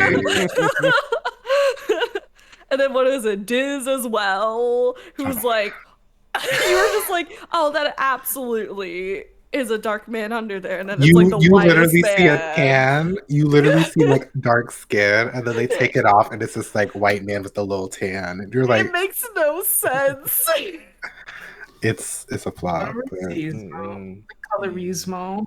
Yeah. I look at them with Ishtola, which if you guys didn't read, I will talk about this because Yoshida did talk about the controversy with Ishtola and how her skin has gotten whiter over the years. And he was like, well, she was white at first. I rolled my eyes at it. I Not was like, while I she love was you, white at but first. yeah, he was like, she was kind of Okay. white at first. And then as you can see, she, everybody was out in the sun more, so she got darker. And then because she was in the caves now, that's why she's lighter. And I was like, that does not add up. That does not excuse. It does The not old excuse. Italian defense. I see. Tell me there's no Yes. people of color in your staff without telling me there's any people of color in your staff. Literally, like you look at the rest of the game and you're like, I don't see representation at all. Oh, yeah. They are As much as I primarily. love the games. Japan is still a colonialist imperialist power. Let's not forget. Yeah. People love Yeah. I stare at Persona games. what? Japanese people are people of color. How could that be a thing? It's like sometimes two things are true at the same time. Yeah. You'd be surprised. Yes. You'd be surprised about reverse intersectionality. Mhm. Uh-huh. Right. Or just sectionality, I suppose. Mhm. Although I am excited about the Final Fantasy VII First Soldier game. It's a mobile game. It's like Battle Royale, but you're playing as like a soldier from the Final Fantasy series. And as Come someone on, who... Final Fantasy VII have 80 games. I know, right? As someone who just reclaimed Fortnite as a queer game, I'm very excited to reclaim this as well. I mean, Final Fantasy is pretty gay. Let's be honest. Yeah. Let's be real here. Mm-hmm. But yeah, anyone else wants to chime in on Square Enix?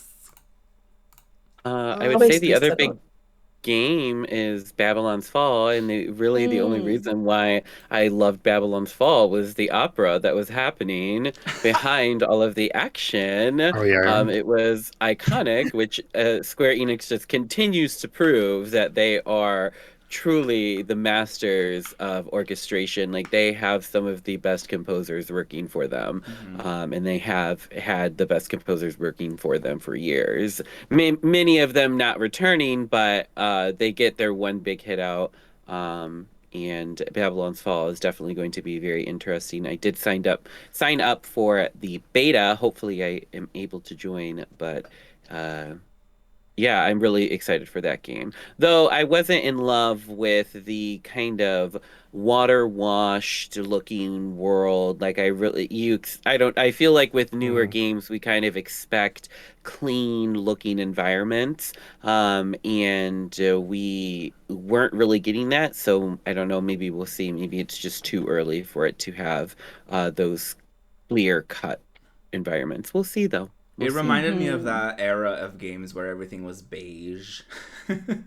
Everything was sepia tone. Yeah, right. Yeah. And Yeah. you're like, oh, okay. Final Fantasy 12. Yeah, and then Stranger of Paradise is the era right after that where everything is gray, but with a green Everything- filter over it. Yeah. All right, let me Right. get into my Stranger of Please do. Paradise pedestal right now as I scream about this game. It is extremely muddy. Like, it is dark as fuck. No, even when you're outside, because yes, you do go outside, it is still dark. You cannot see anything. For the Kingdom Hearts fans out here, Ash and Jed are absolutely Donald and Goofy. They don't do shit. They sure do that.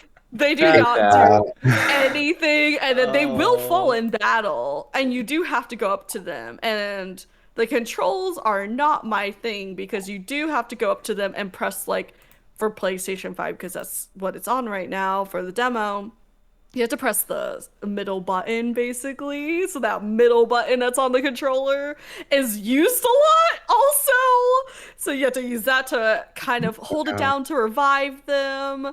You hold it down for, like, you know, if you need to take down some of the, like, structure so you can go to the other side of the map. You use it, I think, at the little points there that, like, heal you up. And it's very, I guess it is like Neo. I haven't played Neo, but it's very as Dark Souls-esque, but then add Final Fantasy elements onto it, which is interesting. Not, in my opinion, I know some people liked it. I didn't like it at all, because you do have, like, 5 health potions right now, which is kind of like that Dark Souls-esque, where it's like, oh, you press the down button and you get to heal yourself a little bit. So there's not a healer as far as we know. You get to try, yes. You get to try 3 classes. You can only really customize yourself, but there is a tree also. So there is a skill tree for all the classes. It was, what was it, like soldier or whatever that becomes warrior. Mage, which becomes black mage, and then lancer, which becomes dragoon. So you can try it all. The combat is very interesting. It does heavily rely on you doing perfect parries, basically, with a circle button. because I've seen the circle button too much. Oh no. It would like pop up and it's like, don't forget to replenish your MP, because that's literally how you have to replenish your MP, which you have to use for your skills and magic by, because once you replenish it, basically you have to sit there and hope that you do a circle right at the right time when an enemy is attacking, and then also you might be able to take their move, which is kind of cool, but you have to wait on that. I played on normal. When you fight Chaos, ? Because that's literally how they put his name, is Chaos ? Yes. I have never felt more rage. And I don't rage out. Obviously, I was I didn't throw anything or anything. That's not me at all. But it was very much like, oh, I'm gonna keep trying this, and I did not get halfway through this man's health bar. Oh no. As he slapped my ass. And as I said on Twitter, Chaos can literally eat my ass in both ways. Wait. And I said, yes, it is for that, but also I want to beat him up because it is frustrating how hard it is. Is there an easy difficulty? There is. I'll be playing I might on try that. it. Yes, because I did not beat the demo. I gave up after fight number 15 or whatever it was. No. I watched other people stream it. Everybody else had difficulties, even people who have played a lot of Dark Souls and everything, which doesn't really equate to much anyway. Just say people who are more used to those games, so they're still having trouble with it. And it's just, at least they have a survey, and I know it's got a long way to go anyway because it doesn't come out until beginning of next year. So I'm hoping they take all of the criticism and make it better, but it's so far a game that I will be skipping out on. Absolutely, yeah. That's valid. Can I say? Mm-hmm. I watched Viela Sina, who's a great games person. You should go check her out. Play the demo. I'm a garbage rave person. It has maybe the worst music I have ever heard in a video game. Oh no! Oh yeah, it's not that great either. It's literally it's like my 9-year-old search history when I went Legend of Zelda: Song of Storms dubstep remix, but somehow crunchier and very low quality sounding. It's awful. It's so I'm not a Final Fantasy person. I didn't understand the references that those are apparently remixes of Final Fantasy 1 music. Oh no, not them ruining all that music. Even as someone who is a festival EDM person, I was like, this is garbage. I hate listening to this. I must listen. Hey. And Ruin then has also, entered the chat. I will say, in other news though, it definitely so I will talk about the good things and the things that are adding to the theories, which is, yes, when you go in, your party members are all dressed up right now, but I know they said you could change their outfits and everything.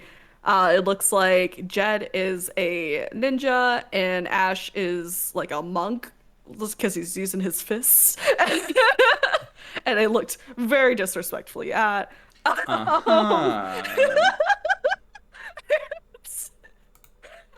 When you first go in, your character, you can go shirtless, I guess, as Ash. I mean, not Ash, as Jack. I did not try to remove the clothing, but I did see something else do it. Ew. Just take off the shirt, though. I didn't see anything else, but I'm sure you can run around in your underwear as the whitest man ever. If you wanted he's to. ugly, so I don't want to. He can keep it on. Right. Yeah, I can keep it on, please. But your outfit is called stranger's shirt and stranger's boots and whatever, for every section of equipment that you could put on. So your default is very much oh, you are a stranger. Do not forget that these are strangers' clothing. Your very modern clothing is stranger's clothing. And then there's also the outfits and everything will be really more garnered to like different classes as well. So it'll either tell you like exactly with the symbol, or it's just kind of, you could just go off the stats and everything too. But some of them are like, no, this is definitely like a Lancer's tunic instead.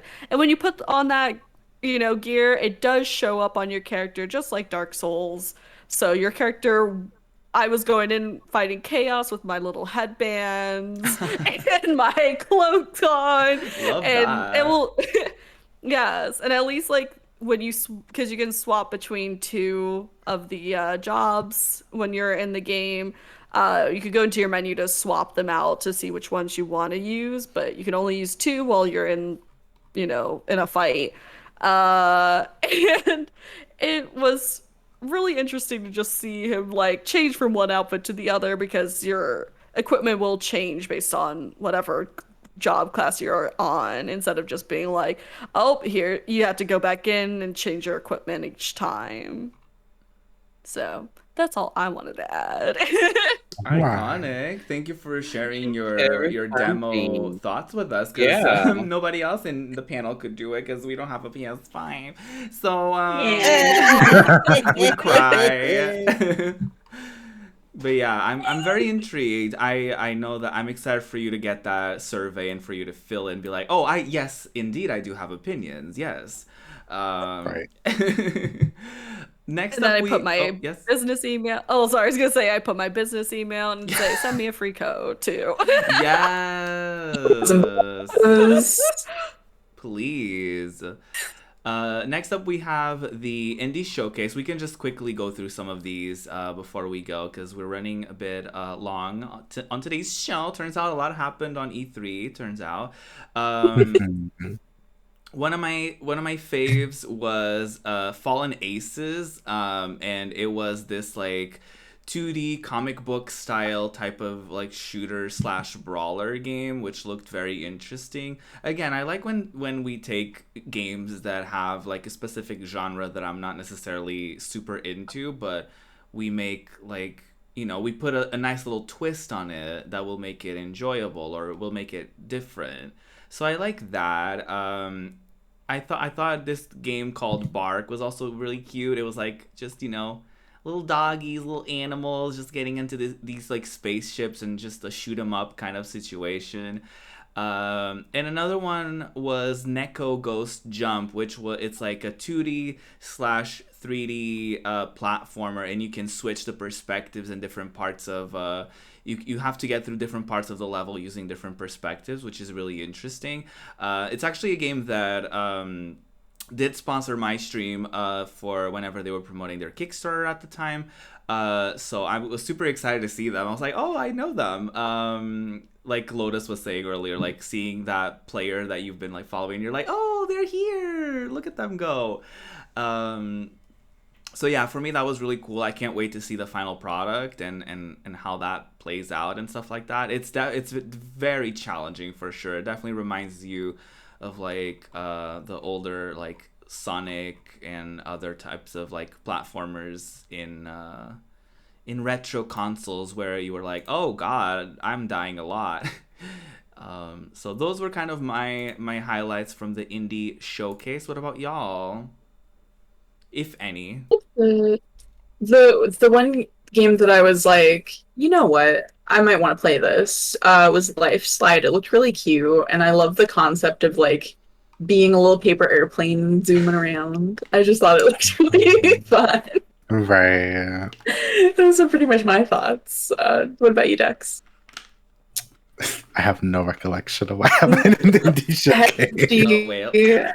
Head empty. Mainly because it's homophobic that all these lists don't have lists of any of the Indie Showcase games, so I can't remember. Well, if someone opened the doc and saw the lists listed in the doc... Well, that's not the list. No, here's the thing. That is the list. There were like 5 games. Oh, that were there? Yeah. Oh, yeah, there were. It was really short. Yeah. Yeah, that was the really, next to Future of Play, that was the really short one. Right. Also, because what else could have they shown, right? Like, we already saw, like, in the Wholesome Direct and all of the other presentations that had indies in them, like, a lot of games ended up showing up often. Among Us. Oh my Right. god. What? So you know, I feel Who's like Gus again? I feel like they just got the. We kind of joked about how they got like the leftovers at the end, and not in a bad way for the indie devs that were shown, but like they basically only had like a handful of games that weren't shown anywhere else. Mm-hmm. So yeah. Go ahead. Oh, I was just gonna say I support E3 getting scalped by indie devs. I think it's Yes. hilarious. I completely support like cool indie people who actually care about the games and the developers. Just completely cutting ahead of them. I think it's very funny because I don't like E3 as a company. Pretty legendary, if you ask me. Iconic, yeah. What about you, Ruin? Ruin? So I watched quite a bit of other stuff too that was happening since we're just kind of rushing through, and there's like this game called Tiny Ken that looked really Oh cute. yes. It looks like a Pikmin game, so I thought that was really cool. Solstice, Sacrifier looks really good as well. Wandering Village, if all of you didn't see that, it's like you're, I think, in charge of a village on top of like a giant walking dinosaur, and I Yes. recommend that you look into it. Definitely not Fried Chicken Corporation. That was another one. Honey, I Joined a Cult.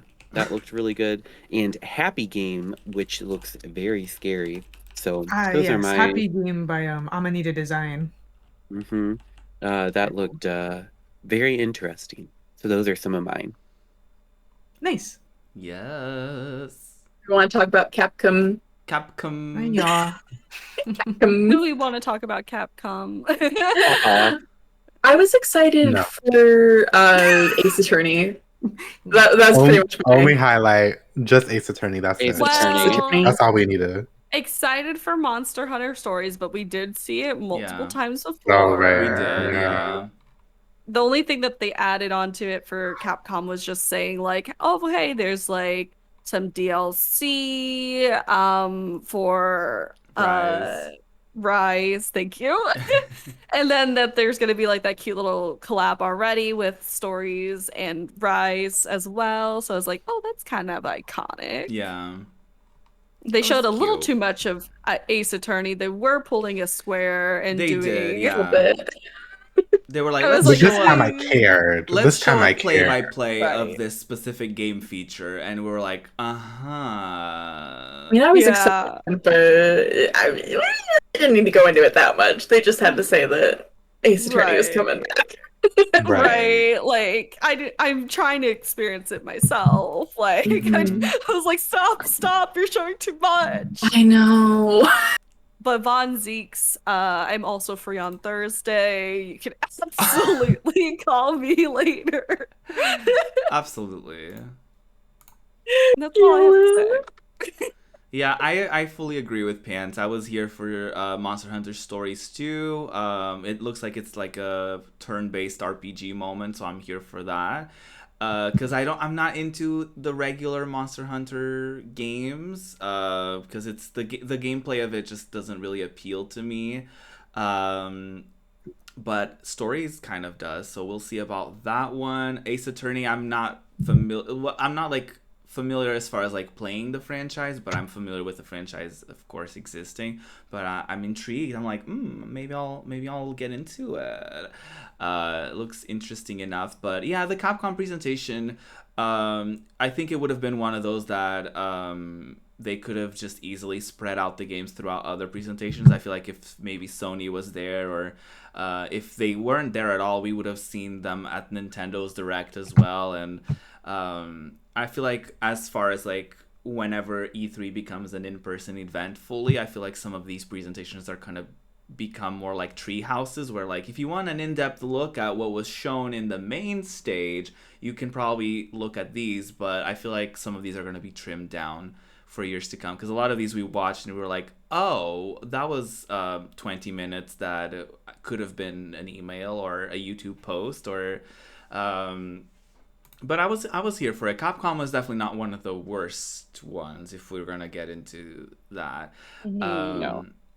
But yeah, another highlight was definitely the Nintendo Direct. It was definitely a surprise after some interesting presentations that we watched. Yeah, Dex. Do you want to say something about what I'm passionate. Y'all can have y'all's little inhales of the wilderness too. And y'all's Mario Golf at Olympic Games number 59.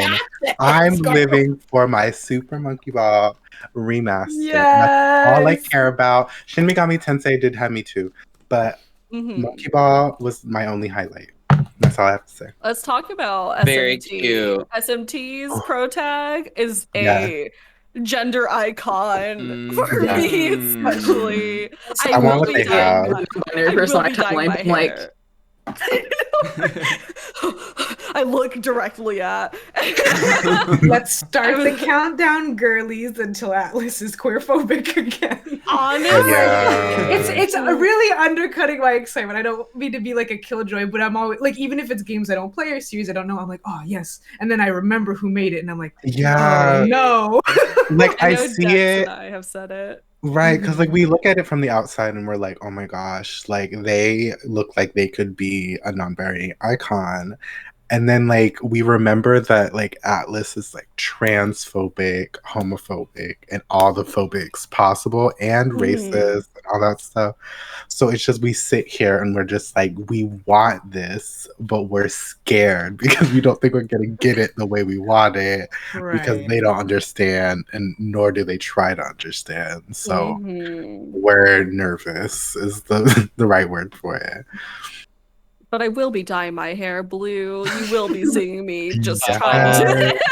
Yes. With the cut bangs and all. No, I'm kidding. The second you said you wanted to dye your hair blue, I immediately remembered the character. I was like, yep. That tracks. Yep. Honestly, this Direct had a lot of highlights for me personally. Even games like if I didn't necessarily want to play them, I was like, that was a really well presented trailer. Like the MarioWare game, for example, I was like, I don't know if I'll play it, but it looks chaotic as fuck, and I'll probably enjoy people playing it. Advance Wars was a huge surprise for me because I kind of got into it in the GBA days. And I was like, oh, this is kind of cute. This is kind of interesting, like a Fire Emblem type situation, but it's like a military. It's almost like Valkyria Chronicles in a way, but it has like Fire Emblem gameplay, and they kind of did like a little reboot situation, and it looks so cute. And I'm like, oh my god, they're so precious. I need to play this. So Advance Wars 1 and 2 reboot is definitely like a big one. Mario Party Superstars, I was surprised to see because they just recently kind of but they added the much anticipated online feature to the latest Mario Party, and I was like, okay, if this one is gonna have announce another one, like it doesn't make sense to me. I mean, yeah. I honestly was quite mad when I was like, when they announced it, I was like, oh, cool, they're bringing these things to Mario Party, Super Mario Party. And then they had the nerve to say, it's a completely separate game, pre-order today. Girl, you are out of your damn mind if I'm going to pre-order another freaking Mario Party game with 4 maps, and I don't even care about the 100 mini games. First off, you wasted plenty of our time in Super Mario Party with all the other wasteless crap that was in there. The maps were tiny. They weren't even like as huge as the maps that we used to know. They're literally so tiny you go around these maps 15 times if you're decently lucky. But I think that's a slap in the face to anyone who bought Super Mario Party. Like me, I personally felt attacked by Mario Party that day, and I think it should have just been another update. Who cares how much more of space it would have taken on my Switch, but it would have made that game so much better. Like, I don't know. It was because people were excited for the online too. Like they had just announced that like about a month ago. So like they didn't even get to breathe with like and play like online much just to find out that there's another one coming. Right. So it just makes zero sense to me. I hate it so much. My assumption is that Nintendo was probably gonna save this one for a later presentation, because I do have, and I was talking to a friend about this too, and it feels like Nintendo does these things where they like announce remasters or like ports in very specific times. I feel like they have them saved, and then they're like, oh, we don't have Breath of the Wild updates, let's do a Zelda port. So it feels like they kind of do that. And my only theory for that is that I think they probably didn't get as many sales as they probably thought they were going to get by announcing the online feature. So with this one, they're probably just going to be like, oh, let's pretend that one didn't happen. And this one has online from day one. And it's some of your favorite maps. So I totally see that. But I honestly could see them announcing like this as an add up to the original Switch Mario Party, and kind of call it like an ultimate edition kind of thing, and then add it as a DLC for people who had the original, so it wouldn't be as much of a slap in the face. Because I totally see that, because I'm like, yeah, I know people who bought the game recently because they were like, oh, it has online now, let's get it. And then they're like, oh, here's a new-ish game. And people are like, oh, well. Did they say that the... Oh, Go sorry. ahead. Oh, no, go ahead. Did they say that Superstars is going to have online? Yeah. They didn't even Yeah. announce that. Oh, No, did they did. They Yeah. did? Yeah. Did they Okay. specify that it's actually going to be like on the maps? They said or... all the game Yeah. modes are going to have online play. And then you Okay. can also, like, let's say you don't have friends, me. You can matchmake with No, I'm others. kidding. Yeah, you can just match online with other people. So, like, you know, like Fortnite and all this stuff, it'll just drop you in with some other girlies. Okay. So, as a known So- Nintendo hater, I've logged on. Are you telling me that popular multiplayer game Mario Party, released in the year of our Lord and Savior 2019 or 2020, didn't have online? Mm-hmm. Yeah. Yeah, for like a year and a half, right? It 2 had online, years. it had Yeah. online for the mini games, but they didn't have for the board Yeah. games. Which, why And it would was- you not do that? It was just like you just did the same thing over and so the online that you could play with friends across wherever is you played mini games and you tried to be number one, but it was sometimes you would get the same mini games, so you're just like, well, girl, we already did this when we know that Aunt Sally down the street is gonna win, like. Not Not Aunt Aunt Sally down the street. Sally. Shout out to Aunt Sally. Shout out to Aunt Sally, pro gamer. I know Nintendo's online is bad. I mean, it shouldn't be. They're an extremely affluent company. Mm-hmm. What? Right. Very bad. What? Yeah. What? They're very I just slow have in to catching up hope- with everybody else on that front, for sure. Yes. I just have to hope that they will just have some kind of DLC with the other Switch game, because I would love to see it. The space map is one of my favorites of all time. And of course, it's got 100 of like the good mini games, which are just like clearly everybody's also could agree like those are the best, especially the ones that they were showcasing a little bit of. Yeah. I'm just like, give it to me right now, because like some of the, I mean, granted, let me be real, that Mario Party already for the Switch, I get a little mad because I have to use like one Joy-Con already for it. It forces Right. you to. Yeah. I don't know. I'm sure like this one they still would probably keep it like that, but it is not really it.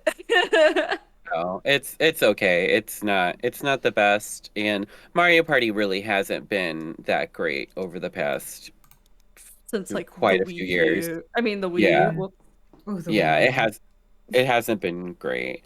So, but anyway, to get off that, to get not mad at Nintendo, the Metroid Dread game I'm really excited for, though I cannot get the special edition anywhere. I'm really excited for Metroid Dread, that they're bringing the 2D version of Metroid to the Nintendo Switch. Samus Returns, which was the last 2D remake that they had on the 3DS, was extremely hard to play, so I'm excited that we're actually going to have the ability to handle a controller and be able to play this game. WarioWare also looks amazing. I think the last one I had was Wii, which is Awesome. I'm waiting for the big blue-haired man to crack my neck from Advanced Wars. Yeah. I loved the Life is Strange commercial that they did for Nintendo. I Yeah. thought that was adorable. Mhm. Danganronpa, whatever.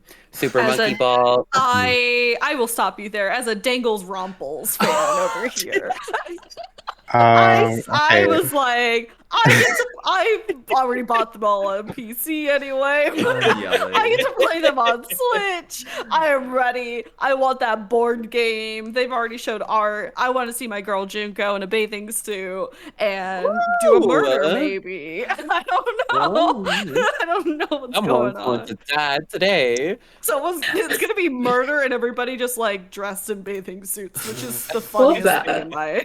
Yeah, Love I think it's pretty that. iconic, to be honest. Lotus is Super- just like, why? I would like it if the characters were like That's cool. correct. Aren't they all high schoolers? Is Yeah. it gonna be weird? Is it gonna be weird? That's my immediate There will concern. Yeah. be. We look away. They are bad with some of the characters, I will say. Oh, Yeah. well. I thought I was misremembering, but now I'm just like, oh, well. No. that's- Not all of Oopsies. them, but there are a select few. Mhm. One that I do not like because they keep doing that to her. Poor Fair. thing. Yes. So there are a few that are like, oh, at least they kind of don't do that. There's one that's specifically just like fan service, trips, falls, basically like the very lewd positions, and you're no. like, yes, and everybody's clearly like, how did you show up in this also? But it's also like not in a funny way where it's like, haha, like they're like, this wouldn't happen. It's just like disgusting no matter what. And there's always the pervy characters, which I never like anyway. It's supposed to be funny, but it's only funny if you're like a creepy otaku kind of person. Yeah. But every other aspect of it, love it. And there's other stuff too bad about it, but as a fan, there's some good things. So it's a board game too for the bathing suits, so I don't think it's gonna be like, I didn't know that. hopefully you have anything creepy. Fingers crossed. They'll still fit in some kind of You're giving us the crazy- hook again. You're giving us the hook. It's like Mario Party, hopefully, but you get to kill things. I don't know. I haven't played 3 yet, actually, so I guess it's just a bigger version from what it was in 3, is what they said. Love that. And then we had Hyrule Warriors, the expansion pass, which I know is highly anticipated. Hyrule Warriors Age of Calamity was a really good game. The Game & Watch Legend of Zelda, which they're slabbing on a few games. I did pre-order that, unfortunately, because I am a consumer. And then finally, sorry to does anyone have anything to add from Nintendo before we get to the big kahuna, what we've been waiting for? Well, I just want to say, is Super Monkey Ball on your list? I need to know. I'm sorry. Yes, Super Monkey. I started to say it and I skipped past it, but yes, I am excited for Super Monkey Ball. Right. I remember playing it on the GameCube and it was frustrating but very adorable. I'm excited for that And one too. I'm very excited for Mario Golf. I cannot wait to whack all my friends with my ball instead of actually playing it. I can't wait for you to whack me with your balls. Oh wait. And it does have online, right? Like, I'm pretty sure Yeah. it does. They've Yes. talked about you doing it with your friends, so I'm like, you would have to hope. Right.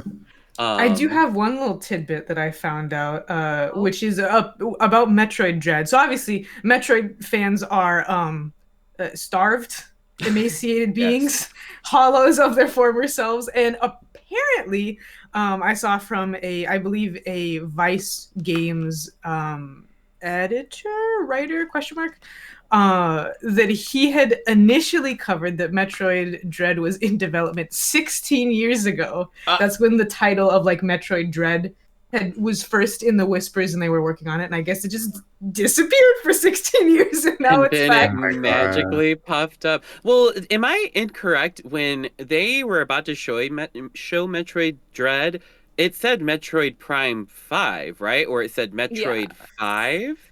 Yeah, And so I Metroid was 5, like- but not Prime 5, but yes. Oh, okay. Well, okay, there we go. Yeah, well, this is supposed to be a interesting. direct sequel to the last 2D game that they released however many Exactly. years ago. They said like yeah, 19 Samus years ago or Returns. something. It was something wild Yeah, like which that. I is- was like, well. And I was like, that Unbelievable. long? So finally, we have the most wonderful thing that everyone has been waiting for. Objectively. The Nintendo Switch Objectively. Pro. I'm just kidding. The Breath of the Wild 2. Tell me your feelings. They teased us so much. I was like, they were like, oh, we're gonna finish the presentation. And it was like the Hyrule Warriors DLC. I was like, you can't do this. And then they did the Game & Watch. I was like, don't do it, Nintendo. And then they finally did the Breath of the Wild 2 reveal, and I was like, okay. Personally, I'm not gonna run to get it because I didn't play the original yet. But I was excited for everyone else. I was like, oh my god, yay, my timeline is not going to be garbage because people were going to yell if they didn't get Breath of the Wild 2. So I was like, yay, my timeline is going to be decent. It's still on open. It's still unopened. Oh my I had a slide gosh. for you. Wow. Well, Dex had the I can't time to get wait. up just to drag the fans. I know. I'm gonna talk over now. Hi, will Jen. ignore We're just gonna what talk over everyone now. Super Monkey Ball who? All I'm gonna say is I was on Tumblr when they first announced Breath of the Wild 2, and not everything crashed there. Oh, Ruin is hacking the You are internet. back. You know, Ruin your said- boss like, no. Anyway, you're back. You're good. You're good. You're good. Yeah, hear we us? see you. Oh no. Maybe he can't hear us. While Dex is being taken down. While the deep web hitman is cutting Dex's They have power cash lines. they got to me. I hate it here. Anyway, as I was saying, since Oh I my spent god. Breath of the Wild 2 when it was first announced on Tumblr, if they don't do the rehydrated Ganondorf being hot as hell, it's a flop in my book. Like, I'm not touching it. Well. That's all I care about. Well, Well, I mean, we can only Anyway, wait and see. in my eyes, he's hot no matter what. Love that. I Love leave that. the chat. It's Ben, how do really you interesting. Oh, sorry. Sorry. I was just gonna say it's really interesting if like there's arm attachments now. It looks like so there's like you could do like fire from your hands as Link, and I was like, what's going on here on this day? Yeah, it seems that it's kind of taking a different turn as to, what's happening to Link. He seems to be infected with the darkness, and that's what it looks like to me. His arm looks like he's been infected with the darkness. And it looks cool. I like it. I mean, I'm not going to sit here and act like I'm a Breath of the Wild stan. I'm definitely not a Breath of the Wild stan. Like, I didn't play it until probably like a year or two after its release, and I played through it, and I was like, okay, I'm done. I bought the DLC because I was like, I'm going to play the DLC, and then I was like, I'm not playing the DLC. Yeah, And the so- trailer. Sorry. No, go ahead. I didn't have. I was. Yeah, I was just gonna say that the trailer is giving very much Ashitaka in Studio Ghibli's Princess Mononoke when he has his arm infected Yeah. by the demon kind of thing. It's also Yeah. giving, strangely enough, Dark Messiah of Might and Magic, which I don't know if other people know, but Arcane Studios, the people who made Dishonored and Prey, it was like one of their first games, and it's kind of what it looks like. You got bows and arrows, you got magic, you got little kicks, and there's just kind of the main draw of Breath of the Wild is making your own fun when you go and fight the definitely not goblins. I don't remember what they're called, bokoblin camps. But now you will have more options, I suppose. Mm-hmm. Mhm. I'm excited, and we're returning to the sky from Skyward Sword. They said will be Yeah. looking from above, which I think is great because I mean, I don't think a lot of people really know where Legend of the Zelda, like why even it's called Legend of Zelda instead of Legend of Link or whatever. There's a lot of Especially with that backstory voice there. acting. I'm sorry, I cannot stand Princess Zelda's English voice. It is horrendous. And that's what I'm worried 12 minutes is gonna sound like. Dex was talking about it earlier. I can't deal with it. Wait. But I think that would be cool. I can't wait to see more, and we'll see. We'll see what else comes from it. Mm-hmm. Yeah, Nintendo did keep it kind of pretty mysterious. Like they showed it, but they kind of didn't show it in a way. Like we saw stuff, but we didn't really like we didn't perceive, we didn't really understand fully what was going on, which is part of their charm or part of what they like to do is like they like having the fans come up with like theories and all these things and analyzing the trailers. There was like a theory that people were like, oh, you're probably gonna play as Zelda because in a lot of the footage you couldn't see, they didn't show the face of the character, so maybe you'll play both as Link and Zelda, which could be very interesting, could be a turn of events for the series, which could be very nice. Especially because Nintendo does lack in female protagonists. Bayonetta 3, where are you? She's lost. She hasn't come back. I know. Platinum is busy. They're doing Babylon's thing. I forget the name.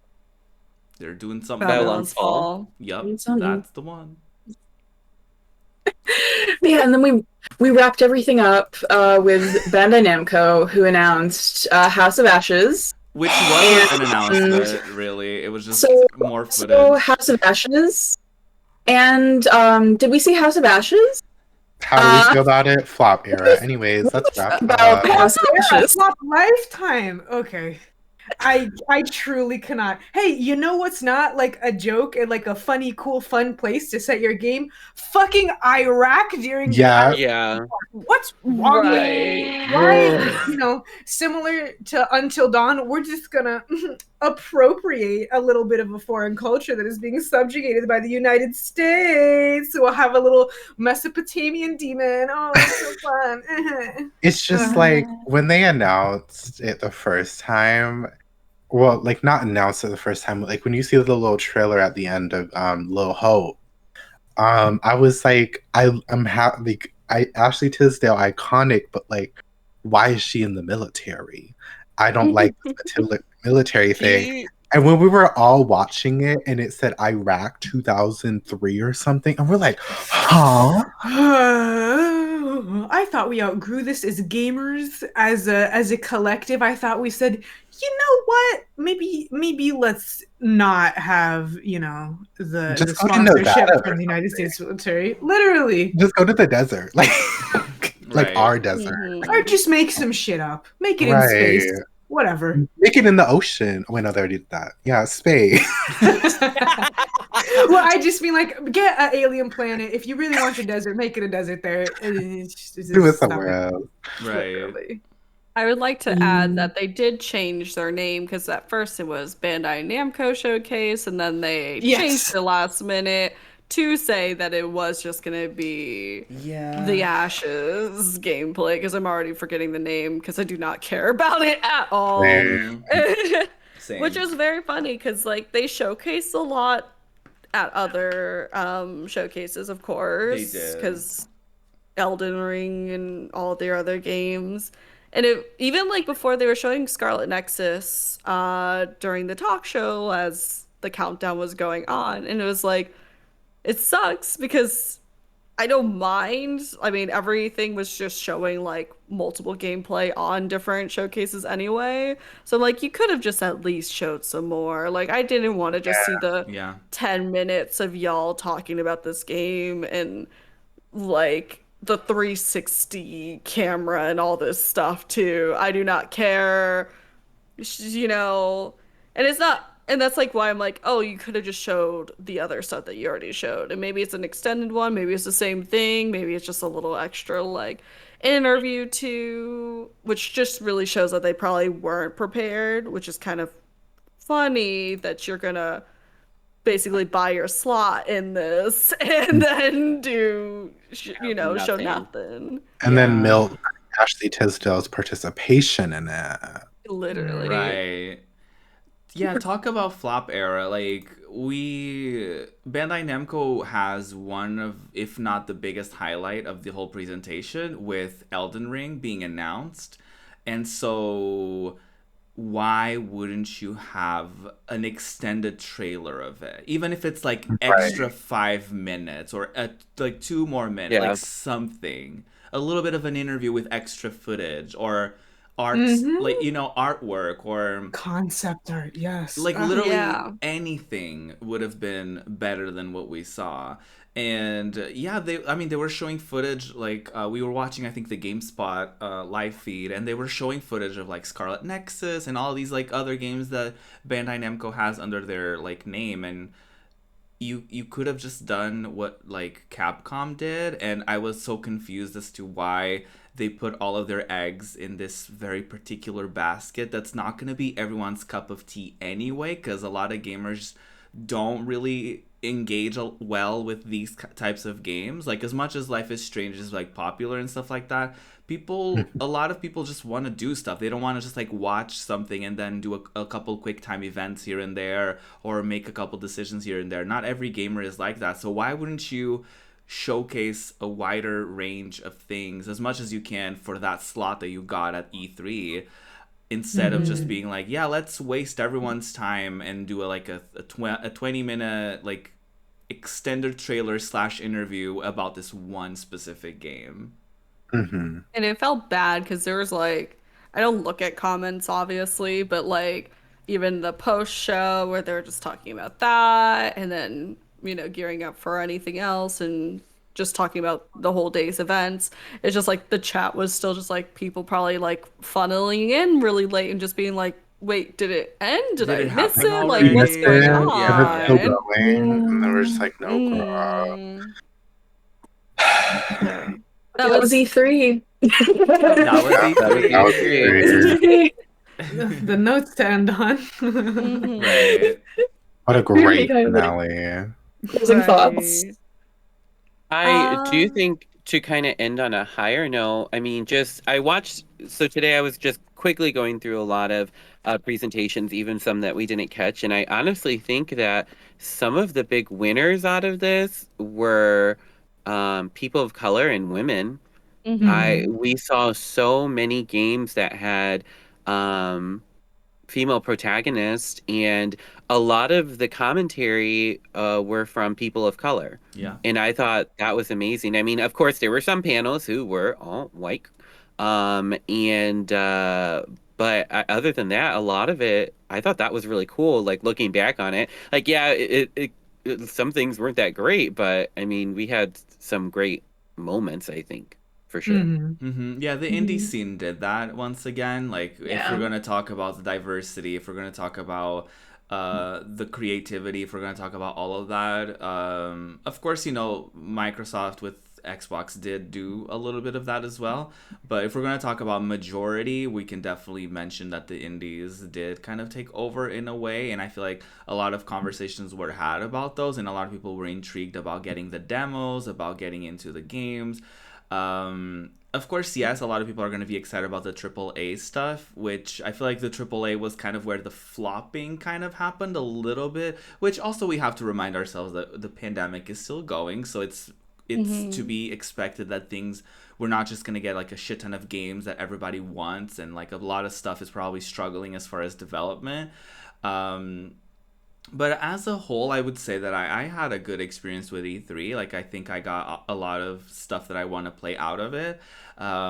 Is it going to be all AAA stuff? Not necessarily, but some of it is. And I definitely have a lot of indies to look forward to as well. So That's kind of what I have to say about E3 as a whole. I wouldn't say that like I saw a lot of gamers TM being like, "Oh, E3 this year was horrible. It was trash. It was a flop." I wouldn't go that far personally. They say that every year. Stop expecting a hot drop of Bayonetta 3 with a 20-minute trailer, and like E3 is really fun every year. Right. It's kind of about the fantasy in a lot of like, you know, you just like, yes, like all the shows, like let's just watch it, we'll be excited. It's a whole thing. I thought it was fine this year. I guess like if you're a fan of an extremely specific studio / you know, developer, then like that's kind of the only way to be disappointed, and that's on you. Right. Like there's things that we can hope for, and of course like there's always the possibility of things not showing up, you know, like Capcom. I could be like, oh, I'm excited, maybe they'll say something about Mega Man. They didn't. It's not gonna like hurt my day. It's just like, oh, okay, like they didn't do that. Just like other, you know, companies aren't going to talk about other games too, because they're probably either in development, not something that's like a priority, or any, you know, anything that's going on. So it's like, it was a good year. There's obviously the flops, but you know, it's gonna happen. Yeah, I felt like the indies are definitely winning this year, and also Lindblend is thriving. She has so many new games to play. Yeah. A lot of stuff on the wish list for her, so I'm pretty excited about it. Yes. Are we... Anybody else have any more closing thoughts? Any final thoughts and concerns about E3? Can't wait for Among Us news. It's so long. We never hear about it. So excited for the 15-player lobby. It's gonna be so fun. As if it's easy to get 15 people together, you know? Imagine that. Imagine scheduling 15 people.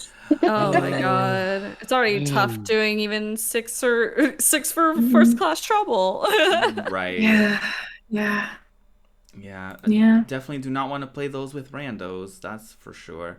But yeah, let's go down the line and talk about, just quickly do a little bit of self-promo, where people can find us, all that fun stuff, starting with Dextralicious in the upper left corner.